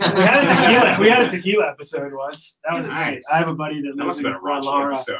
That might Yeah, it was cool. I have a Yeah. buddy that lives in Guadalajara, and like Were you like drinking the entire show or what? he does branding. He does like branding, marketing. Did a whole presentation. He did like a PowerPoint on tequila. Really cool, Yeah, yeah. actually. And so he did a whole like 45 minutes, an hour presentation about making That'd be tequila. tight if we could With Mexico internet. With Mexico Wi-Fi. from Cutwood, the guys that bought out Alice Point Spirits Company. Yeah, That would be cool. yeah, Just to have somebody in. yeah. Hey, all you San Diego beer companies, Yeah, well, Throw we'll drink it. throw some money our We'll talk way. about it. All right, wait a minute. So that was a diversion. Favorite day spot, like day place Favorite day place. to hang out during the day. OB is definitely a go-to. I mean, the beaches are great. You can go to walk around Sunset Cliffs. Whereas, I mean, Any I'm a little particular harsh. like Like place, garbage beach location, places. restaurant. There's a little cove on the end of Santa Cruz that's pretty awesome. You go down some stairs and it's just like it's kind of romantic, and you can go for a swim there. At the end of and the street. on the end of the Yeah. street, you go down to the cliffs, and I like it too because it's not really touristy. Like it's kind of That's where hidden. Reza had his birthday party. Yeah, so Yeah. I'd say that's probably Yeah. one of my Spot. favorite It's a spots. sneaky little spot. Yeah, but you know, Yes. guaranteed to take epic photos every time. So if you ever have any like guests in from out of town, it's a really cool spot.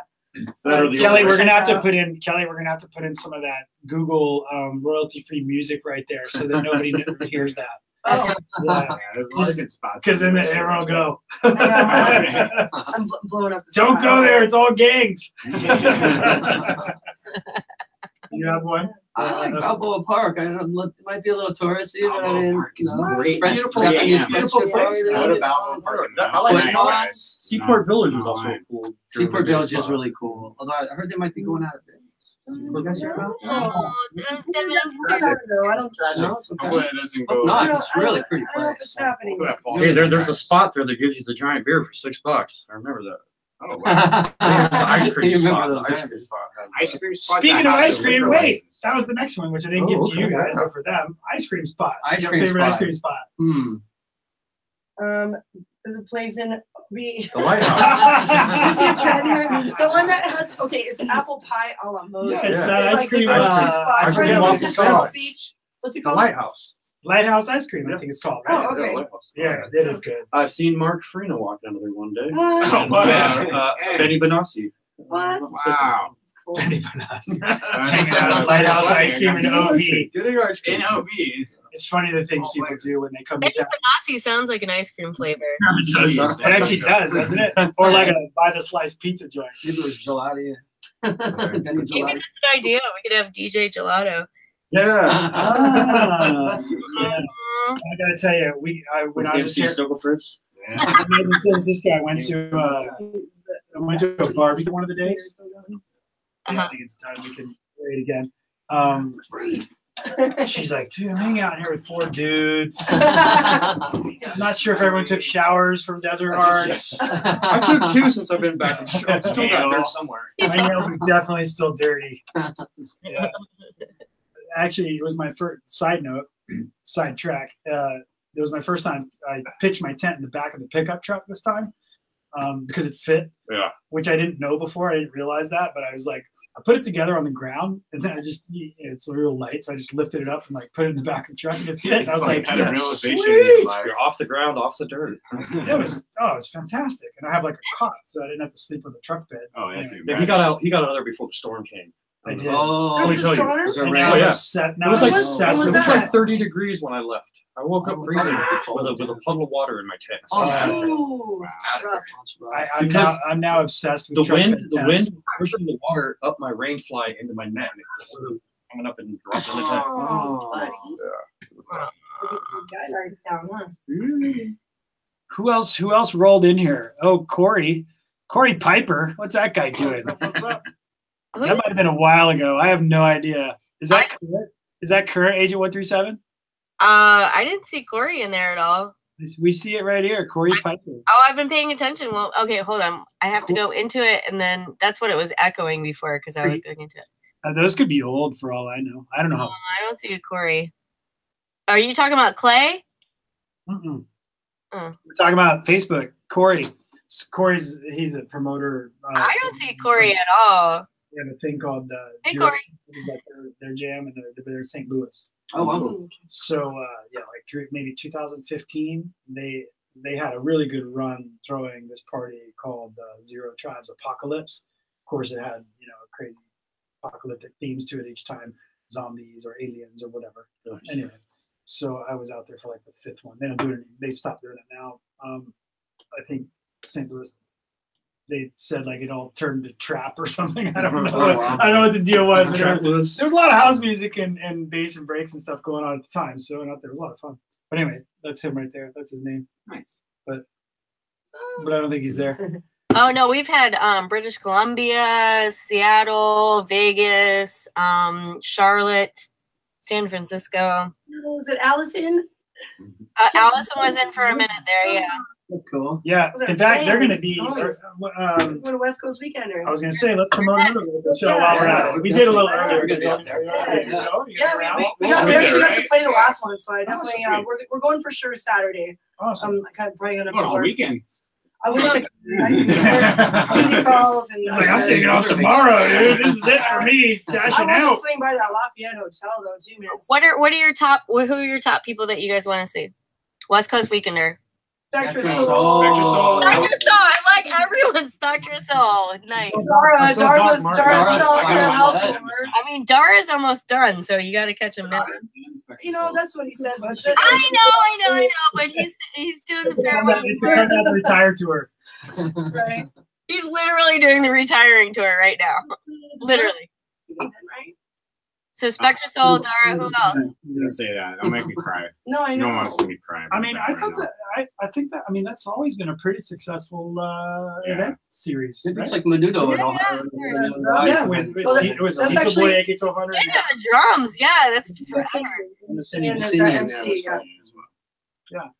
Every time, I've been It's a to good it, I don't thing know, for 5 the times jobs. in different places, and it's always been a great party. Yeah, Seems like absolutely. Weren't they in the they would keep States doing like it. not too long ago? Like late Seems last like year? They actually are Something like that. locals, or not local, but they're. Well, they had a show here recently. Well, there's gonna be a couple of them. Was it? Yeah, I think so. Good. Yeah. That makes Oh, me yeah. feel good. That Yeah, we was were there. Was it We last were year? there. Yeah, last year. It was like late last year. Oh, okay. That was SG, wasn't it? Yeah. Yeah, it was. Yeah. I think, as far as I know, they're the only people that do drum and bass at Spin Right. that I've seen. That can Yeah. really make it crack. Well, that I've seen. Yeah, totally. Do it. Yeah. Uh-huh. Almost just like bass rush coming in. Right? That would be Yeah, something. he's got a couple tour dates that are playing on the drums. Kelly, what was were you saying something else about? Well, you asked about West Coast Weekender. Oh no, I was just asking. Drum and bass response. I was asking what your who the number one people that you were gonna go see, which Spectra Soul was the breakout. They said so. Well, I Yeah. listened to Doc Martin, but I had to fix that. Does it hard. Doc Doc Martin, okay. Yeah, I saw him at Breakfast of Champions for the 30th time of my life, and it was still awesome. 2 weeks in a row. I'm down to check out my homie Cassie on Saturday. That's a homie. I'm down to check out the homegrown guys. Well, they just Double posted. They just line posted the lineup for yeah, they just yeah. posted all Time the slots. times, Time slots, yeah. and I thought it was pretty interesting how they've I like the way they clear. really making use of the pool. For that up at 11 to 5. I think they got each the day. entire Lafayette. They did, Yeah. Yeah. Mississippi room. Yep. Yeah. The entire Lafayette. which is great for them. And yeah, so they've got that thing going on each day from 11 to 5, and then of course, I don't think anything's at Spin, right? It's all at Balboa Park. World Beat Center, I think. Yes, It's all World Beat. Weekenders all World Beat. Yeah, Mhm. which Great venue. I think that's I love great that for the. venue. I mean, Yeah, it's good for this. I think show. it's Such a awesome good for venue. And this- it gives for back this to the thing. community. It's Yeah. a nonprofit, I believe. So Yeah. It's always been kind of known for like and you really reggae can't shows. get stuff too. Yeah, so and I was gonna say at Spin you can't get like really proper coverage for two different vibes, right? Like having the drum and bass outside. Well, I know they mix it up some, but like they've had a few shows where there's house upstairs and kind of. But it's hard, like because it's so small. Yeah. It's like basically one. At That's why we Spin, stopped doing if you have two vibes going on, it's like one of them is basically like the warm-up room. I mean, I'm not no disrespect. Exactly. I played in there, you know, and no disrespect, but it just doesn't get. You're gonna have like 23 people, you know, and there might be 300 over there, and the people downstairs might be fine with whatever's going on in that room, but it's just too small. Smoke break room. No, I've been there where the upstairs room is actually cracking more than downstairs because of the level of the amount of people that are there. But not if the place is creates full. more of a vibe. Agreed. But not at the if same place time, from my understanding, Spin will not even open up that other area unless it's anticipated to be over 300 people. Exactly. And that's why we stopped doing sound upstairs with SDE. Exactly. That's one of the steps. Guarantee over 300 people, which club politics. Yeah. I could totally see that if it's not totally packed. But the vibe can be really. But over at World Beat, you can you know if you know you got 1,000 people flowing through, like it's a legit outside sound system and inside sound system, and there's no bleed. Right. Absolutely. Totally. Yeah, that's awesome. Totally different vibes, like you're saying. And you literally have to walk like 30 feet. Yeah. to be in one or the other. I heard it's 90% sold out. So if y'all didn't get your tickets, better get on that. Don't text me. Yeah, no. So let's see. What else can we chat about? I don't know. Favorite restaurant? What else you got? I I didn't ask you that yet. No. Favorite restaurant. That was on the list. Favorite restaurant. All right, so Feu Rouge is a really good Mediterranean restaurant. It's all you can eat, and it is in Point Loma, off Midway. And we actually had our what was it? The day before the wedding rehearsal dinner there, and they were just. They're big into art there too. They sell art out of there, and their food is just always consistently fantastic. And they actually have some addictive items on there that I'm pretty sure they put something special in it. Mediterranean, all you can eat buffet. Lots of vegetarian and vegan options too for all you. That's cool. Animal loving friends out there. Vegans, watch out. But then you can also get a big giant lamb shank too, which is pretty bomb. But then for sushi, there's an all-you-can-eat sushi spot called RB Sushi, which I really like them because it's quality fish and it's made to order, but it's all you can eat. And what is quality fish? Meaning I just want to know, like, what is like from a restaurant? Most of the unquality stuff. It's not this term. No, like a hospitality perspective. Is it ocean to table or? I'm actually trying to learn about it. Okay, it doesn't smell. Like, for example, if you had like octopus that was kind of old, it's a little like rubbery. But if you have it that's fresh, you have a different texture to it. All right. But when you have fish that's kind of fishy, or you feel like it looks like it's been sitting out. That is not quality. No, it's like it's been in the temperature danger zone for too long. Oh, the temperature danger zone. We're getting new vocabulary on this show, Kelly. I used to work at a fish market, so I know. Wait, I'm gonna back out. We're gonna have like a restaurant thing. I've had many jobs. Many jobs. No, but that is really, that's always interesting to me because I always wonder, like, there has to be some established like thing among restaurants, right, where they kind of know, like, oops, that's like been a certain temperature too long, or it just there's a smell or slime to if it's slimy, you gotta toss it. Okay, and in general, if it's like cheap sushi, it tastes like cheap sushi. But in this scenario, you're paying one price, and I like that they make it to order rather than it's not some buffet that's been sitting out. A lot of the sushi buffets, it's like, oh, how long has that been sitting there, you know?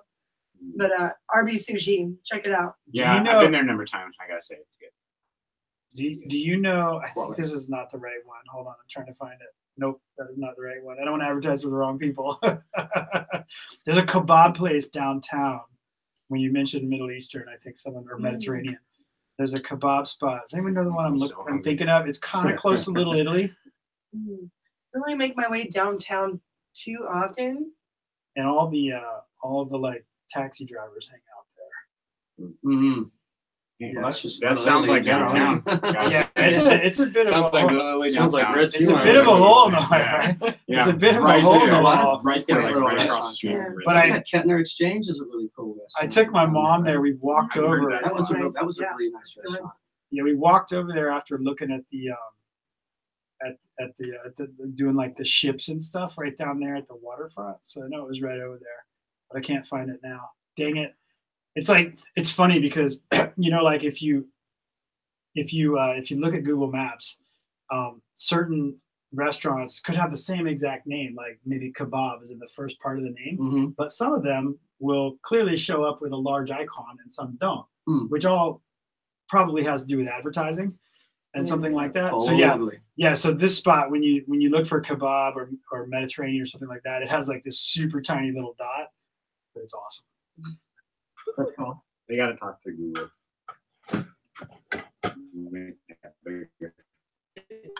Weird thing. Hey, we off the music topics and go into like restaurants. let's go into algorithms, restaurants and music. No, but what do you all think about Google like this advertisement. crazy ass? That's what we should go into. So I made it. Analytics. You know, whatever. We all post shit on social media, and like, I don't know about y'all, but occasionally I'll post something that'll surprise me as to like the number of people that engage with it. Mm-hmm. You know, and I'll be like, oh, weird. Like, you know, like I figured putting someone my would have time an in the opinion, wrong but I didn't spot. think it would go for like 4 days. So like a little while back, I made this post about because the whole Facebook Zuckerberg was, you know, all in the limelight for all the privacy stuff. And I posted it, and I probably didn't totally think about my wording from every single angle on the entire planet. Right, you got to really think that through, man. Somebody like, you know, disagreed with something that I said. That's what Facebook's And I didn't good mean for. it that way, but yeah, anyway. But my whole point of it was like not to forget Google in this whole mess. Yeah. And I think that's really funny that like people like why like this is my like question no one has to answer, but it still continues to amaze me that everyone gives Google a hall pass on this whole data thing. Because they read all your Gmail, they actually advertise towards it.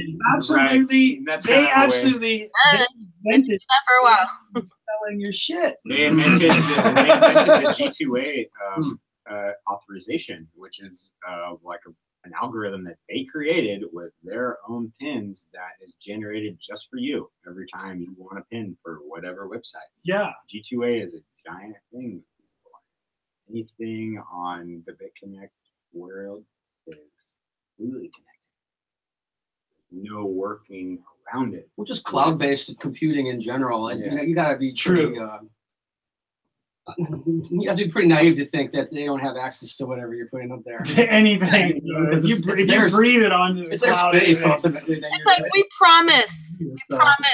promise we won't do anything with it. We promise. Just keep changing the passwords every couple of years. Yeah, okay. Some of this stuff, I don't know if y'all how much you know paid attention to some of this stuff, but there was things that didn't surprise me, but they definitely were new ones on me. And one of them was that both Facebook, Google, companies that size that have that reach of data, like they're not like it's not only collecting your stuff and doing the advertising, targeting, selling, but they're actually thumbprinting and profiling, you know, people. Yeah.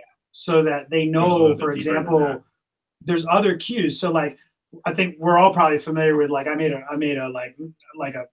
passive rant last week about like I bought these Band-Aids that I put on like my nipples for running. So your shirts don't chafe. They're showing up on your and so now I'm getting and so my post was that just because I bought like nipple patches doesn't mean I need all the nipple things. You know? And then like, my feed has got like nipple ads for everything. And guess what happened? It came back. Yeah, because so that's retargeting, and I get that. We've all experienced that to some degree. But what I hadn't really thought that precisely about was some of these other use cases, which is like where they're intentionally like paying attention to like trends in your photos, like shit you would never think of, you know, like, and so they're picking up like, for example, color schemes in your photos over time. Mind control. The number of infants in photos that you're in over time, analyze, and they put that together with various analysis and algorithms to clearly to target you later for ads.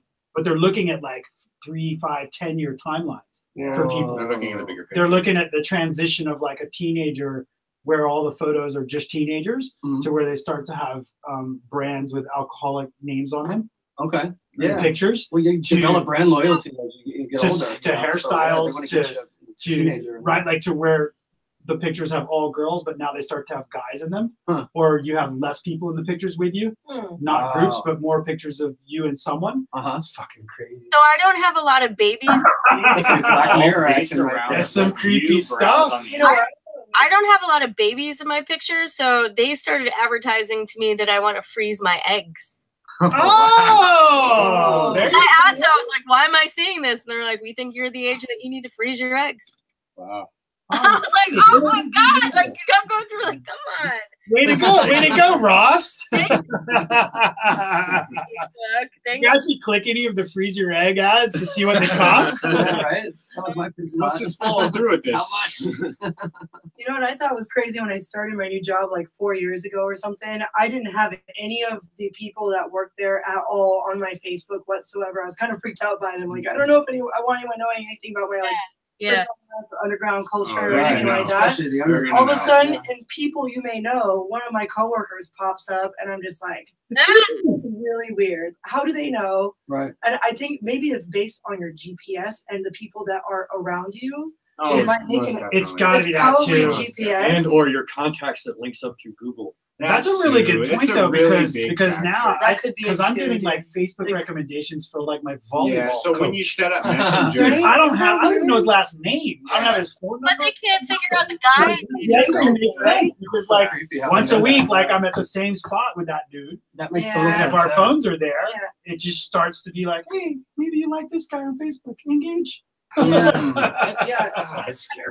But you know what? I think you're right though. You know, I think it might be also based on the contacts. Your contacts. That's true. If you allow it to do that, that's for sure. You go from there. My brother had the same thing happen to him with a work colleague.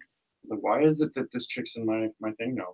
Because you're right. Because now that I think about it, like the volleyball coach dude, he texted me while I was out at Desert Hearts, and I didn't see it to just see if I could sub for a different like an actual game instead of like the lessons.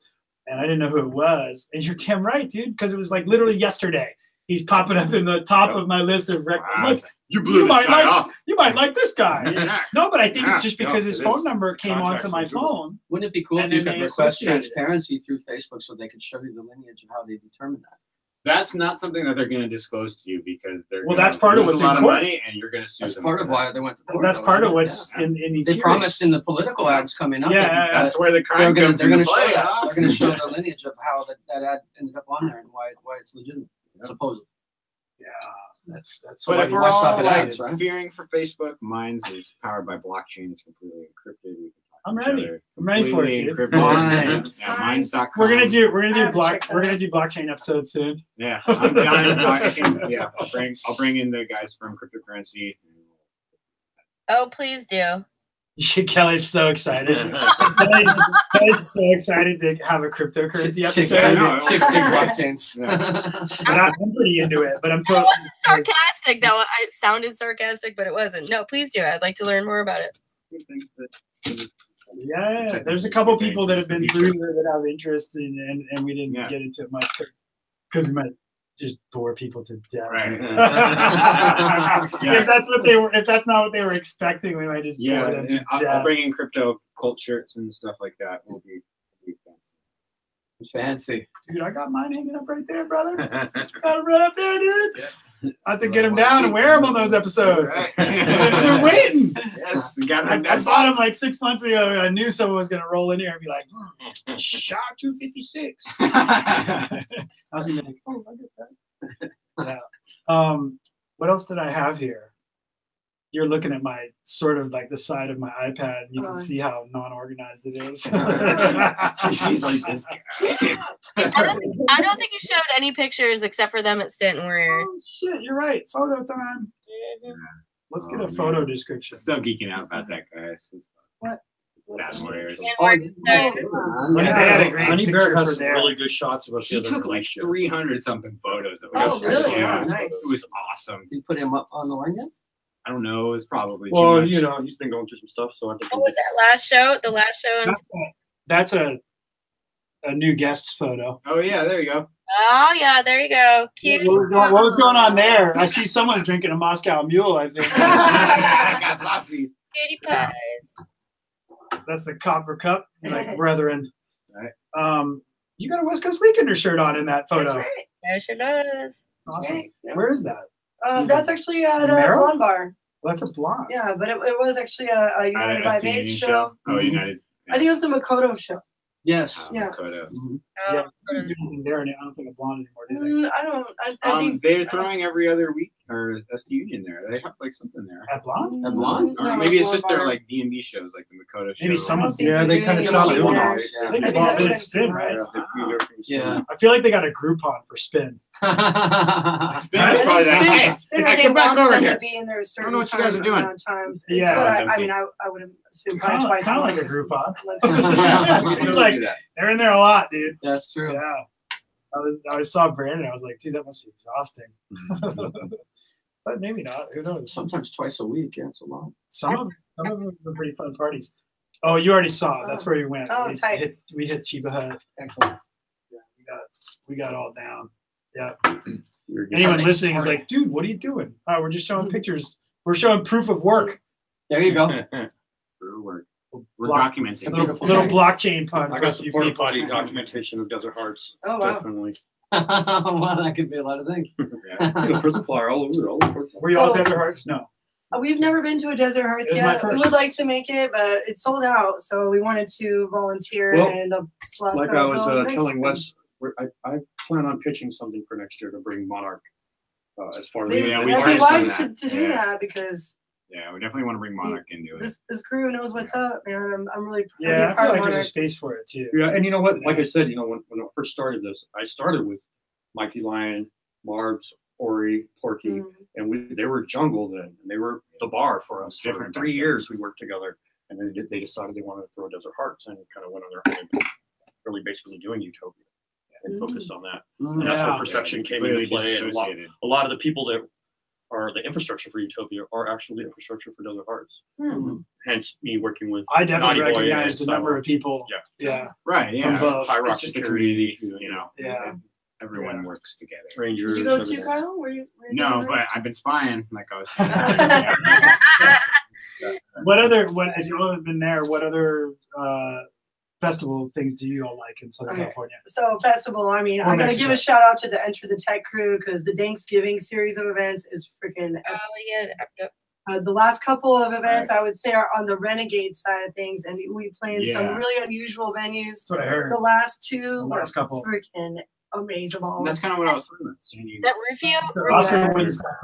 Yeah, no, And I was gone. Right. it's literally underground, and there's like just graffiti everywhere, and you're walking down like this tunnel, and you're like, you don't even hear any music when you start walking down this tunnel, and you're like 20 minutes later, after following the glow sticks, you finally start to hear boom, boom, boom. You're just guided in, and then it just opens up into this massive area, and you're like, how the hell did they get the speakers San down Diego here? grew up, Madagascar rave with the bugs when they come through, and they're like, you know,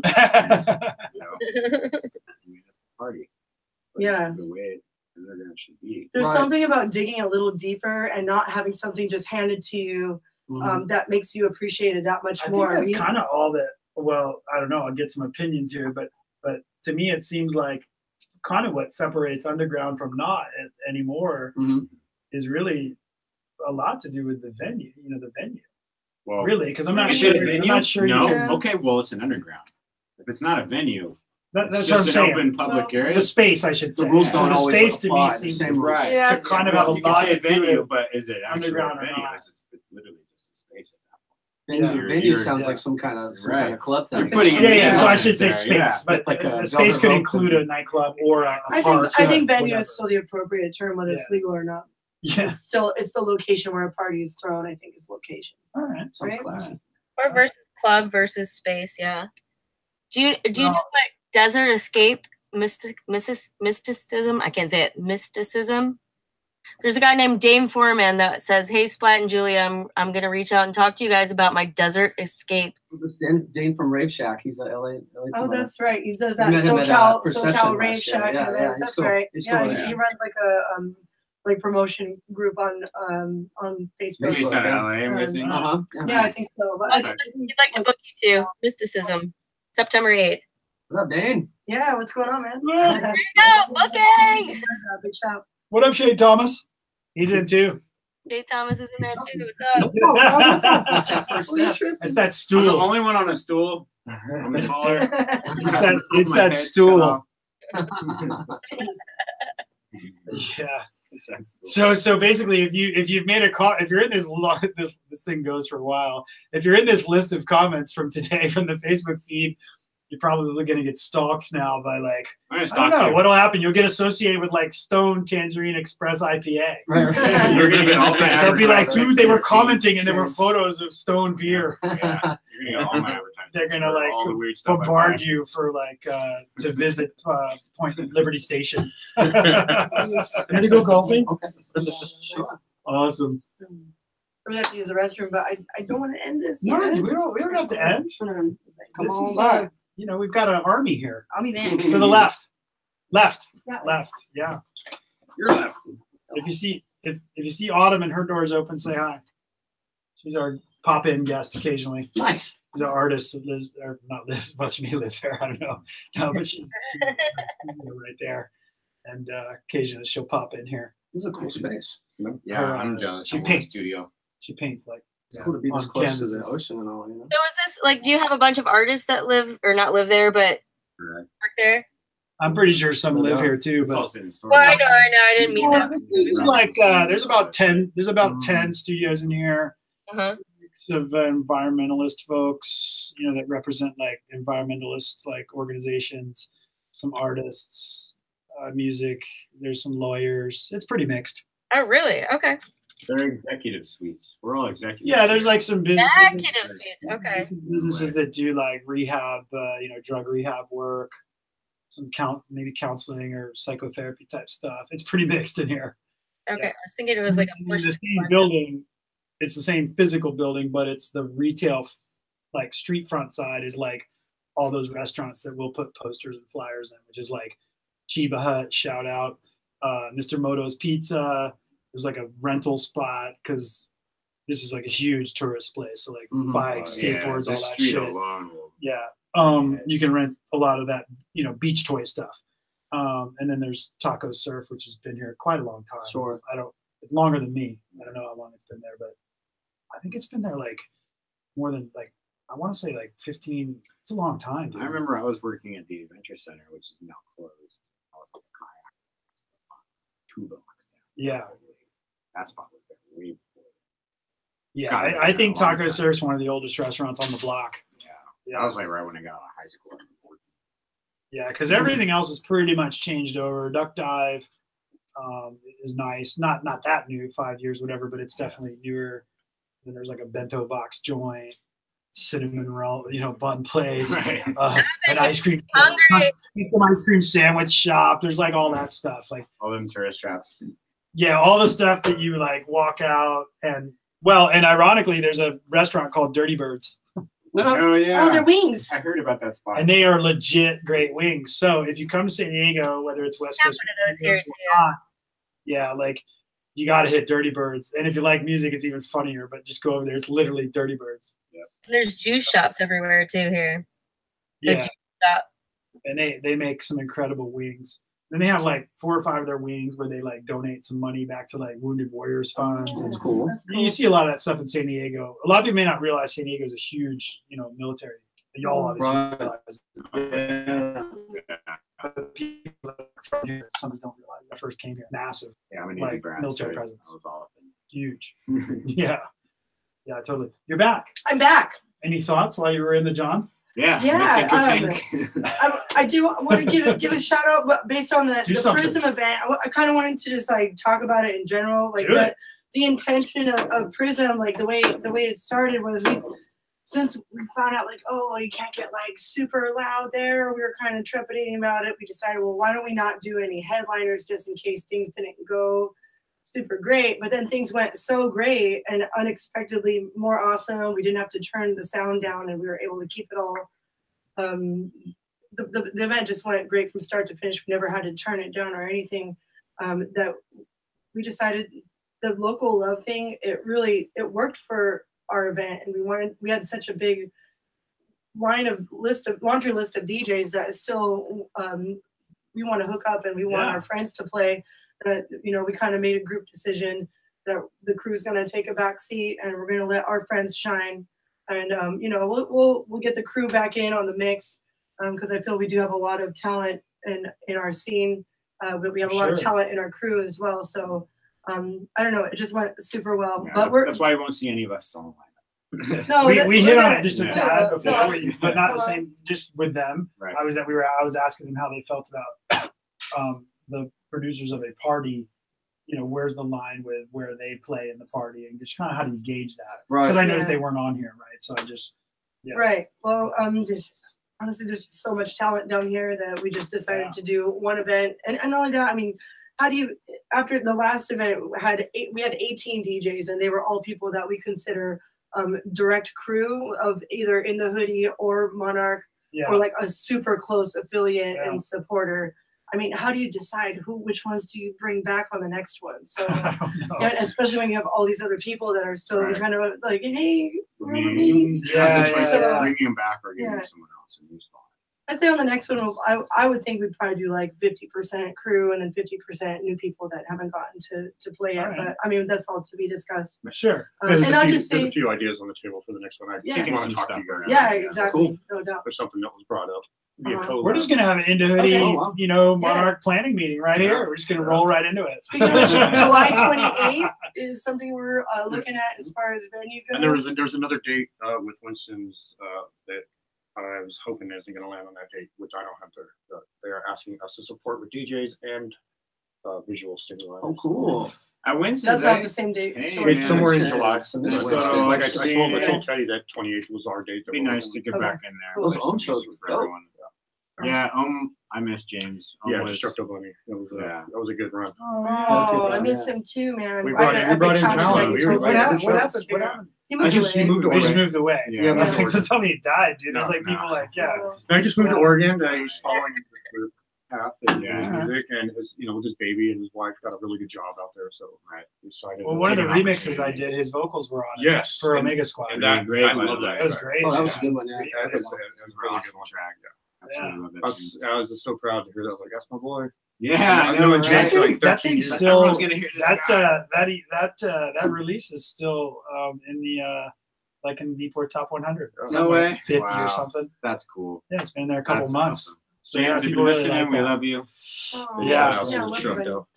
For some reason, people can totally tell. Like, I mean, I guess some people can tell. I can't always, but like when releases come out, like sometimes people can totally tell, like if the vocals were original and good, and those were great. I thought. Right, you can tell. And you could tell they were very original. For one, because the rap includes like nods to Omega Squad and other sort of things, that kind of represented the people involved with the songs, so you kind of know it's done for the song. It's really interesting. Yeah, you can tell the way it's mixed down as well. Like nothing's overpowering. The right spectrum of the track. So they did a nice job recording that. Made my job easy.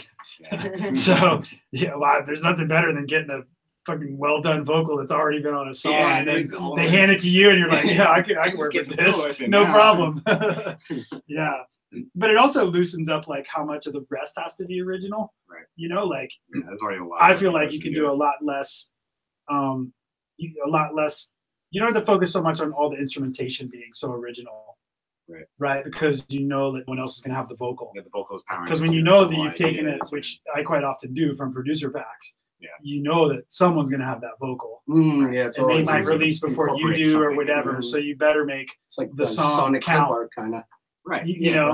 Like you better do some work, like extended work to like for some bass lines or synths or whatever that won't be pulled from some other producer pack. It's like the vase of flowers on the dinner table. Yeah, because people definitely can tell that. There'll be a guy that'll just use. People are doing this stuff all the time, in and out every month. Like you can hear it and know, like, oh, that came from the Jaws bass pack or whatever. But Anyway, sorry. Back to your lineup. Back to Prizm. Keep Okay, going. so all local legends, and I feel honestly by looking at this lineup, these are all people that have really either have invested or are currently investing into the scene and the music. Also, we have Nico, who we're very proud of. She's going to be doing some live body art. Oh, And cool. actually, one of your friends that you know, Jen Holmes, is going to be one of our models there for doing some live body art. Nice. We're going to be slinging some tacos. We got some of the Monarch Crew that's going to be selling tacos. Yeah, the Soul Brothers tacos. And Rock the Disco Tech is also launching a little taco business as well. So it's just kind of a fun family type vibe. We like to keep the covers super low, so it's like $10. You get 11 hours of music. So you do the math, it's less than $1 per DJ. Less than $1 per DJ. You can feed Prizm. It's the same as a song on iTunes. Yeah. Exactly. This is worth it. This is really worth it. Yeah. So Lay off the Starbucks for a week. Come out and If party. you're on a budget, Exactly. this is the spot to be. Yeah, no doubt. I'm really stoked to be working with Monarch and being a part of Monarch, and I think it's a really good union, and I really look forward to seeing how we build up these lineups more and more. And it's really I'm exciting for psyched, us. and I told them before, and I appreciated you reaching out and you Yeah. supporting We all it. put nothing. You know, Totally. actually, I used to work at United Records, and I remember seeing Wes Smith records like all really? and stuff. Yeah, Oh, funny. yeah, this is like around 2009, right around my transition period between LA and SD. Okay. I was still coming back down frequently because I just couldn't get away from my SD. Yeah, and that would have been close to when the vinyl kind of started to stop. Yeah, Yeah. this that is range. true. Yeah. I imagine, I don't know how long was that record store there after that. Actually, just recently, in January. They held on for a while. 1st. Yeah. Until January. But, you know, they also did a lot of sound rentals. Oh, so I think okay. that's So they had something that different probably helps keep them business. afloat as well. Yeah. But yeah, no doubt the vinyl crates started to shrink over time. And, you know, it was ironic because, like, you know, the pay working at a record store isn't that great, even with the discount. So I put all this stuff on layaway, but I couldn't even afford to buy the stuff that I was slinging. I was like, check wouldn't even cover it or something. I was actually a major purchaser for like the drum and bass, the breaks, and it was a cool way to connect with the community back then as well. You get the kids that would regularly come in. Whenever we get new purchases, they'd be like on the email list, and they would know that. Well, we share that in common because I used to work at a record store. Oh, really? Yeah, in okay. DC. Yeah, in fact, the record store I worked at was here's some Which one? Here's some nostalgia for you. So it was the original name of it was Music Now, and the interesting factoid about Music Now was they released the first record for BT. Okay. Oh, okay. Yeah. And so it was very crazy because they all had grown up together and had these connections with each other. And then it happened that BT was really good friends with the Deep Dish guys who, you know, if you don't know, Grammy, like one of the first, maybe first, I don't think the first, but definitely like first few Grammy winning electronic dance music acts. Okay. So, and then they went on to win, well, together and separately, they went on to win, I think, maybe 4 or 5 more, but very early. So anyway, those guys were all friends, and I just worked at the store. Wow. But it was crazy when to like, you know, butt shoulders with them. Like Deep Dish was like, the funny thing about Deep Dish was like, almost out of nowhere, they just exploded because of the Grammy stuff. And then they were like, I think they were the first electronic music act to be the feature of an Apple iPod ad. Yeah.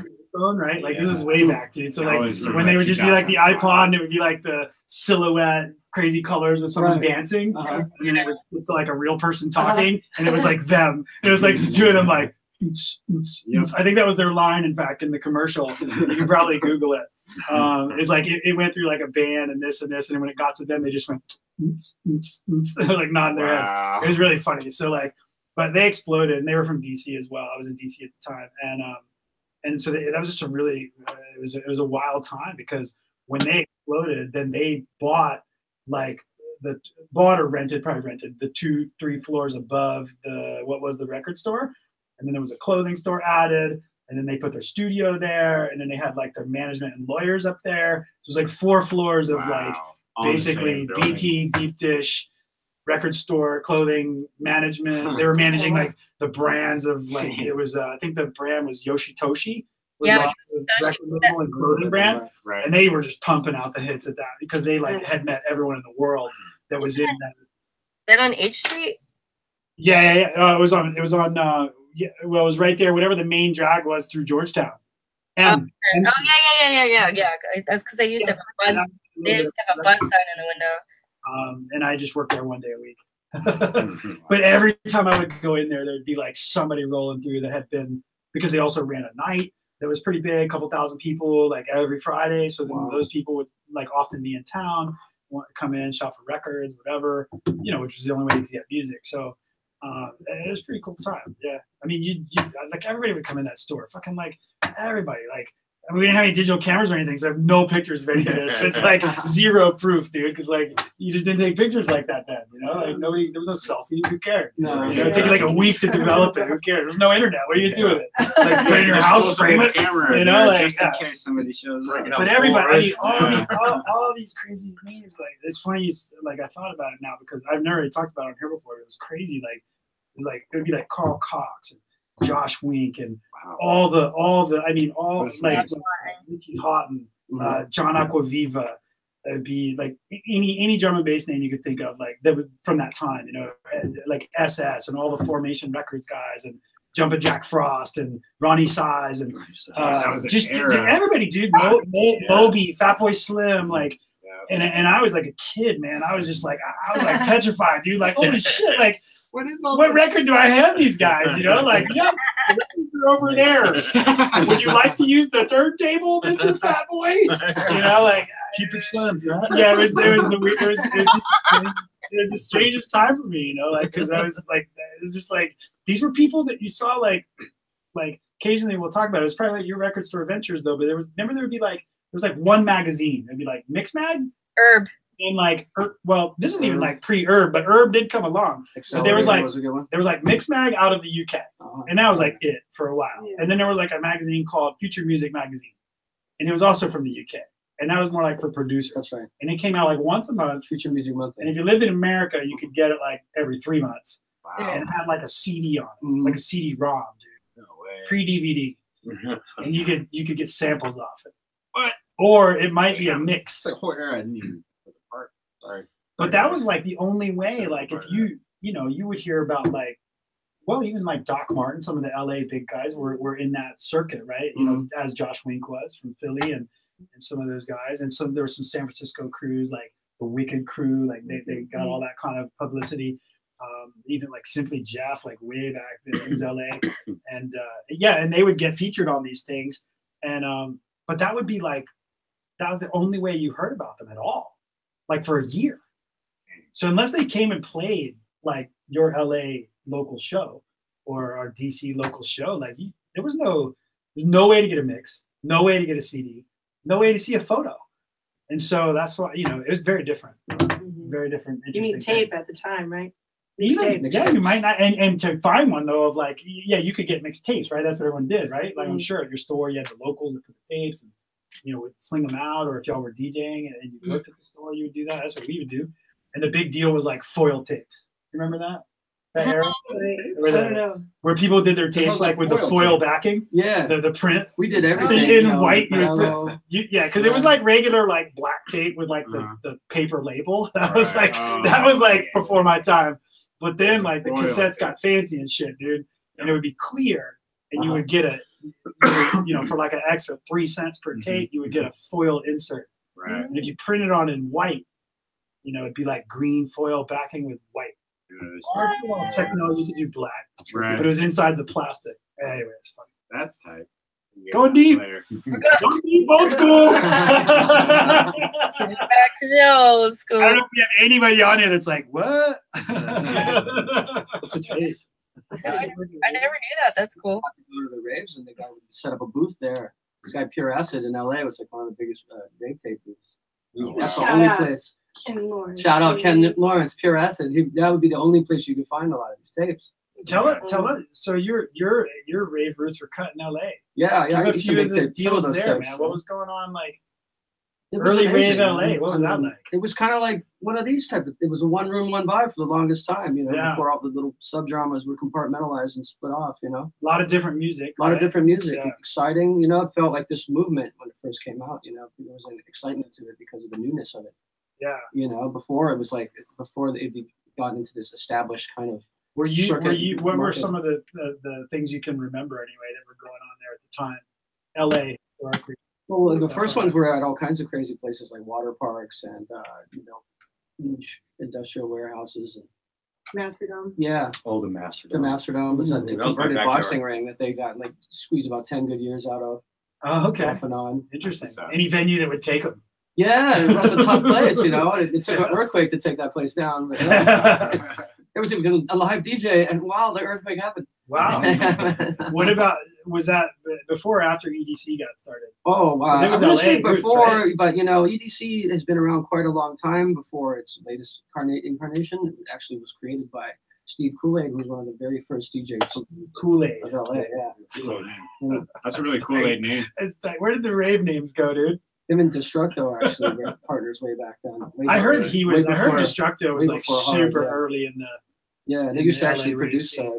parties together called Double Hit Mickey. Yeah, double hit. Yeah, Mm. and, Double Hit Electric Mickey. Daisy Carnival was the original long form of the name Okay. before it got morphed into this massive festival and they changed it to EDC. Kind Yeah, of like how interesting. Kentucky Fried Chicken is now KFC.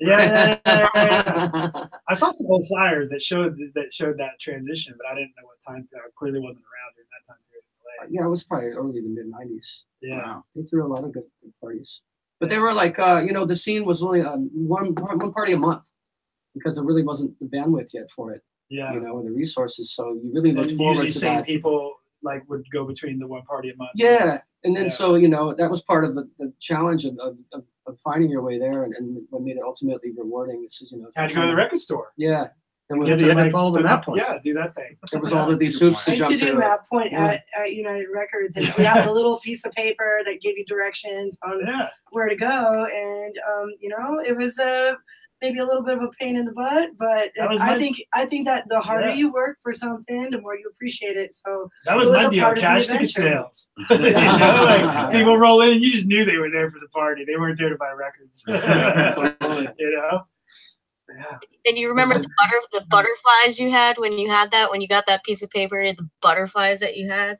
Oh, you were like, fuck, I made it. You know what's crazy? To this Some part of the people journey. You thought about it these for days- like 3 weeks because you heard. Totally. Kids don't know these days to call the freaking info line on an underground sometimes, and that makes me That's sad. true. So can I make a public service announcement? Yes, go ahead. That's what we're all Call about the here. info line if you don't know how to get to a party. Look on the flyer for any information, and if there's a phone number on it, call it, and they're going to give you the info on how to get to the party. Yeah, Oh, 'cause party then line. you want people to put their address. Call the party line. On social media, don't repost Not a it. good Don't place get the for party that. busted, but Wow. sometimes you got to try a little harder to find that info. True. On that note, it does seem like San Diego is pretty like reasonable about party enforcement.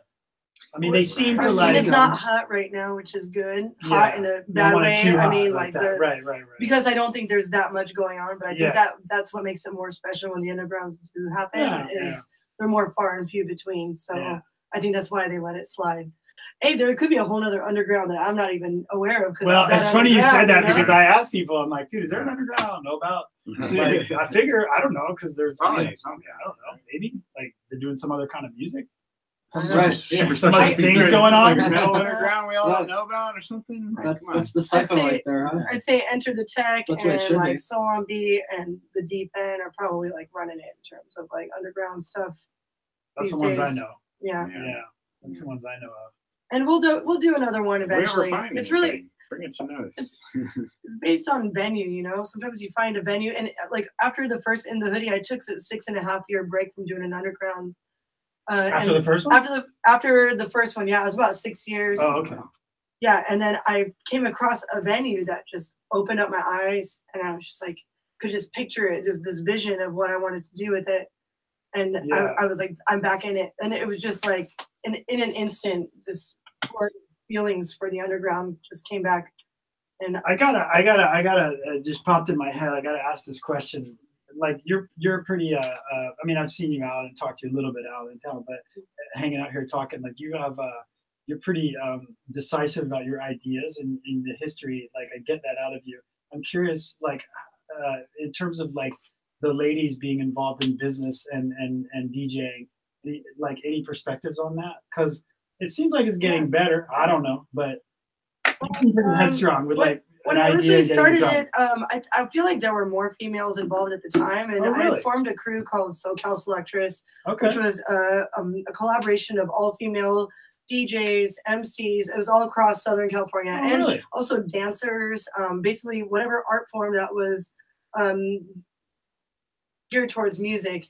Basically, I was seeking out and trying to recruit talent that was females. And for me, the reason why I disbanded was just because there was a lot more males that wanted to be involved, but they also didn't want to be necessarily labeled as SoCal Selectress. So I kind of felt like I needed to evolve the name a little bit. Well, yeah, but I do definitely support female talent, and I think that they bring a lot of unique vibe to the table. Like Red Sonja. I definitely agree with that. The unique vibe. There's no question. There's a uniqueness that's missing if it's all guys. Yeah, like Red Sonja and her Lady Lush crew. Like I feel that she's definitely at the forefront right now in San Diego. So I'm gonna give her props on keeping it going for so long. She's definitely like the real deal. Yeah, and I didn't realize that had been around as long as it has. But just hanging out with them more this weekend past. Cool. Definitely. So I definitely love hearing that there's females that want to get involved. I mean, Miss Brisk, she's been doing it for a long time as well, and she's super talented. She just put out a brand new mix. Didn't she just play at the I didn't get to go. Didn't she just play at the Broken Beat show? That was Ubiquitous. Oh, sorry. She actually came. I saw some video. She started DJing around the same time as I did, so it was really cool. We shared the same birthday. She crushed it, man. The video I was watching. We shared the same birthday, and there's certain things about her that I notice are very similar for me as well. Just for I don't know if you've ever read any birthday books on like your. But they pick the day that you were born on, and they kind of describe your personality a little bit. Yeah, a little bit. Not recently, but some. But watching her play at Broken Beat, I don't know if I believe it either. I kind of felt like I related to some of the nuances of her style, and I felt like I don't know. I felt like I was really vibing with what she was playing. She did a kick-ass job, but yeah. The show I just did in San Francisco was DJ ShYo, which is Jenny ShYo. She's been on here a couple times, but she's played with me maybe 10 times now around the country and stuff, and we did a lot of that last year. But she quasi is my management for certain things, and definitely the parties that we throw that are really outside of San Diego. Anyway, so that was also including San Francisco recently. So I just leave the lineups to her. I mean, we certainly talk about it, but she kind of scouts them and puts things together. So that lineup was predominantly women, and I thought it was a great night. I mean, I didn't have any reason to think otherwise, nor did I even think that much about it at the time when she put it together. I was just like, should get the link, send me these things, tell me their story, whatever. I was like, oh, awesome, it sounds fine to me. There's no reason to look more, and it was a great night. And I gotta tell you, like, it's not that it wouldn't be a good vibe maybe otherwise, but I've never seen like and part of it maybe just be San Francisco, but like there were like I mean, at 9 o'clock when we started, like there were people there, like dancing set like the whole time. That's tight. And I was just like, this is going to be a good night, And again, all other things aside, but I was still just like this like chick brought Nurse Noise was her name, and I was like, she brought out like her posse, man, and they're all here to support, like 25 or 30. Right. And this venue maxed out is like 300. Mm-hmm. So, granted that's not 300, but we passed that through across the course of the night. We pretty much packed the place out. But I felt like it helped so much to have that vibe from the beginning, because it's a Monarch in San Francisco. It's a neat little place. It's like it's got 2 floors. It's like lounge upstairs, but downstairs is like a legit nightclub. Right. Like great sound system, which is modeled after like the sound systems in the early days of Ibiza.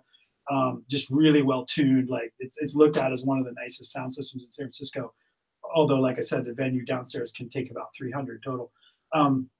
But anyway, yeah, I mean, it was just like I felt like it helped so much to have, because you'll get foot traffic. You'll get people from upstairs that are like, "What's going on downstairs?" And they'll take a peek, and you can kind of peek before you pay to come in. If they weren't people that we had directly invited or that saw our promotion, right? Mm-hmm. And it just helps so much to have that vibe. So anyway, it's kind of indirectly related to the Female power. yeah, indirectly related to the ladies in DJing, but they brought the A game, and I was like, I did scratch my head a few times and think to myself, like, how many guys do I know that would like bring that kind of A game at 9 o'clock? Dude? Like I don't know too many guys that even support their own friends at 9 o'clock like that. You know, they'd be like, oh, I'll get up in there about 10:30, you know, and have a drink with you. You know, it's almost like they have to prove themselves even more based on their skill, not just the fact that they happen to be women. You know? Maybe. You know, when I started DJing, I actually had opportunities to play sooner than I did to play out, and I actually took 2 solid years of practicing before I accepted a gig because I wanted to make sure that my skills were good enough to put out there. You know, when you start out there and you fall flat on your face, I feel like they're gonna hold out against you, and I just didn't want to. I just would encourage that any upcoming talent, whether male or female, take the time to actually learn the craft before trying to get out there and playing live. But that does make sense because I mean, you know, I would definitely lean towards the side of saying that I definitely know a lot of guys that probably wouldn't put that much concern into making sure that they've like got their shit together before, you know, it's a little bit more like take it and then figure it out. Right. You know what I mean? Like, you know, establish what we all are doing. Yeah. So the fact that we would have to go extra lengths to be good. Yeah. Shouldn't even be a fact. You know? We've already established this. You know, we already know what we're good at and we want to show it. So that mindset alone is just like, true. We're already on the straight and narrow for that. But either way, great point to the upcomers. Like, take your time and figure things out. Being a female, I think you might get an opportunity to play sooner because of other reasons, and I think that you should put your skill first. Yeah. And make sure that you're leading with that. That's interesting. I think that the reason why they were wanting to book me might have been because I'm a female. Okay. And I wanted to say, like, just because I'm a female doesn't mean that I'm there yet, you know, and I want to make sure I was there. So well, that's a really grounded, I mean, that's a really respect for the art and grounded, I think, piece of advice for, you know, anybody that would be starting out, really. Yeah. It's cool. I'm glad I asked the question. Yeah. And I also had a thing about, like, I really wanted to make sure that I had some female representation on my lineups. In the Hoodie 2, I think we brought Miyuki out. In the Hoodie 3, we brought DJ Shorty. The last In the Hoodie we did, in the Hoodie 6, we had Reed Speed. So definitely, Anna Diva, she's also a local female DJ that's been doing it for a long time. Johnny Finn's wife, actually, and she's been DJing just as long, if not longer. She kills it. I mean, I don't know about longer, but around the same. But anyhow, females rock. I'm not arguing, and I'm not arguing for you know, for any, you know, to like get skewered or anything. I just I agree. I just agree. I have no complaints. Yeah. Awesome. I've always felt like Wes was a supporter. Julia, when's your birthday? My birthday? Yeah. February 6th. Okay. Are you talking about this? What are you doing? Are you doing some pencil and paper analytics over there? No, I'm coloring because I'm keeping my mind occupied. Oh, she's coloring. Oh, that's funny. Someone was like, "Bring them on camera." We're like, "Well, this is the problem with like the Facebook feed we have is that it's not on a wide camera, so everyone has to be like, what's up? You have to like whack-a-mole and get over. We'll figure that out one day. I'm keeping my mind occupied, or my hands occupied while I listen. If you were watching this on Facebook, it's only our second time. Just be and glad. You follow the link, by the way. Yeah, just be glad. Last time it was sideways completely, and everyone was really upset about that. So, hey, we fixed the sideways, but it's still coming on the phone, so we don't have the wide angle. You know, Neil's gonna hook us up with some OBS technology. We're gonna get OBS. Yeah, we'll get the technical difficulties. Yeah, situated. But this is the first time we ever had 5 people in here. Oh wow, that's we cool. Are it's popping. Yeah, he was kind of like, 2 days. So we're probably up on like, what are we up on, Kelly, for time? We're like, I'm getting notifications for Dance Classic starting in 9 o'clock. Dang. Plugging away. Yeah, it's 11:29 here. 6 for us. By the way, I just killed a mosquito. My first mosquito. Michael Cohen for his hush payments. Oh, wow. It's a news thing flash on the iPad. Wow. Paint it back. What else? Anything I want to else? give a shout out to Holly Let's do and some Brooke shout-outs. because it's their birthdays and we're about to go to Yeah. South Beach pretty soon and either grab some fish tacos or libations, probably the latter. But yeah, I want to give a shout out to the whole crew. Got Eddie, and also the In Da Hoody crew, Jason and Systemic and Ghost MD. Who else are we missing from Monarch? You guys want to? Bobby. Oh, Holly and Bobby, of course. Holly and Eddie, Diligence. good old Edgy. Mhm. Our- Oh, our- Cliff. Our Daemia. engineer, our build connoisseur, Edgy. Gus. Right. That's Eddie his builds name on all there. the things. He was on here He's earlier. an He was in the excellent chat person. earlier. Gus was. Bass Cool. mechanic, our sound guy. Bass mechanic. Yep. Yeah. Gotta show the love there. He was having a good time at Desert Hearts. Yeah. Rocking out Oh, to he was Egyptian nice. Lover. Oh yeah. Oh yeah. Hey, you know, I appreciate the breakbeat at Desert Hearts, so let's keep that going, guys. You know, Hey, a little well, bit here and good. there. Desert It could Hearts. be Is house, Desert Rock? Yeah. house Desert techno, Hearts. and a dash of breakbeat. That's What? fine. It's That's okay. what- It's what? okay. You don't have to be What? scared. It's okay to do it. What? Yeah. Everyone at this table is like okay with it. Yeah, Like, and I think a no, lot of it's people okay. were Okay okay with with it because it broke up the monotony, you know. Of Right. Yeah, you're That's the right. funny thing about a lot of that is like, you know, I've obviously made a lot of broken beat stuff, but Yeah. but I've always been a fan of, you know, like not wanting to play on a night that's all that. No. Because I honestly Right. think any genre all night, like Right. maybe Yeah. it's partly because of the way I got into Right. the I mean, rave. obviously, four to the floor types of music. The way I started got that, into the but- rave was not a one genre party. Right. And so like it's just never felt, you know, great to me to be there the whole night. Right. Versus I can, you know, I find I can definitely patronize a, you know, a party a lot longer, you know, if there's like, if I know some change ups are coming and, or I don't even know what it is, but I know it's not going to be, you know, Right. There's maybe an excitement to that. between 124 and 124.1 beat per minute Right. for 8 hours. Right. You know, like, And Wiggle you know, room in there. Whenever it was a multiple area party, I found I couldn't sit still, so I did Yeah, my own yeah, multi-genre yeah. experience. Throw Just some doing two-step little in. laps. so I was glad Something my that could be the first same my BPM, first but- Desert Hearts, I guess apparently was the first time they've ever mixed it up at all. That's good. Yeah, Is I'm what surprised people to were hear telling that. me. Yeah, totally. It Even really some was. banging techno sets, dude. At night, Saturday night there were some like Saturday night, Sunday AM, I guess it was, but there were no Friday. It'd be Saturday AM. Oh wow. Man, there were some thumpers like, Yeah. like for 2 hours, 3 hours. There was like some like good 135 BPM like Nice. techno. That's tight. Yeah, it was a good time. That's I was clarity. so to me as a Really first is. timer there, I was like, oh man, it's like great. That's here, dope. dude. Yeah, that's good. Ah. Good to hear. And then when I heard the next day That's after great. Egyptian Lover, more people commenting on like that being there, and then I was like, oh, I didn't realize it was that big of a deal to have this like Right. kind of, you know, maybe not just like Desert Hearts record label, Right. you know, but it's big enough now, right? To Yeah. where Oh, yeah. you know, Oh, yeah. And I think probably if you wanted it to be bigger, which I don't know if they do or not, but if you did, you probably have to do a little bit of Yeah. variety. Right. Yeah. And, you know, and I heard Gotta they're be just going to cap the party for a while Yeah, before they outgrow the britches. yeah. Room around the campfire. But it was run great, so it was Yeah. cool. Really good event. Proud of them Awesome. boys. Glad to have them from San Diego represent. From Yeah. wood cutout octopus, cattywampus, jungle bar to extravagant visual coordination. Kelly Ross, what else you got for us tonight? Agent 137, any parting thoughts? I have a show coming up.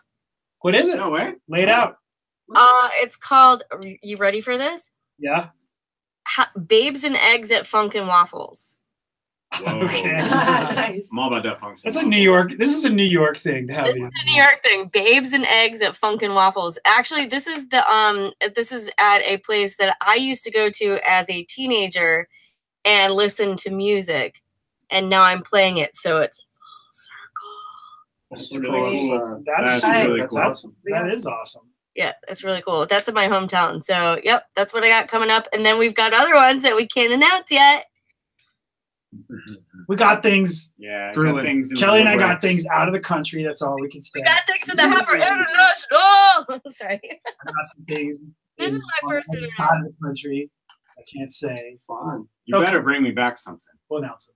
Absolutely. How about a waffle? I'll bring you back a fish sandwich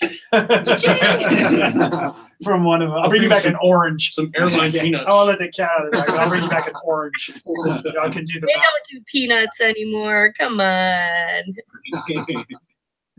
All right. Awesome. Lawsuit. Also, shout out to Raycole. He's going to be doing our visuals. Oh yeah, the guy is super dope. He definitely has skills and saw him there. He knows what's up with some visuals. Phenomenal and member. He was like, Oh yeah, and just was one of the members. curators for the Mustache Bash, and Yes. the set design was curated by Monarch and his vision, and phenomenal. If you haven't checked it out, look up Mustache yeah. We Bash. should have threw some pictures on for you guys, but it was a. And that's kind of just an awesome name. Yeah, the setup was awesome. It was like one of the art props was a girl with an afro, and her hair was made out of records. And Probably worked on that, right? yeah. Neil, before we go, I gotta ask about this one. Okay. Yeah. What? He likes the party. Yeah, I mean, out of all the photos we prepared, I mean, I did know. I like the party. I was asking Mr. Ruxpin and Chris Lindsay's wedding. I was there, and they had rub-on or water, temporary tattoos at every table. I was there actually. Awesome. And I found that one. It's like perfect because that's my tagline on Facebook. That says, "Hi, I'm Neil, and I like to party." Yeah. Which I got off a hot rod. It was kind of hard to find a picture at first. I had to dig a little deeper. No, you totally did. Well, awesome. I'm stoked for the party coming up. Yeah. On the 12th. Stoked to be involved. It's awesome. Thank you all again.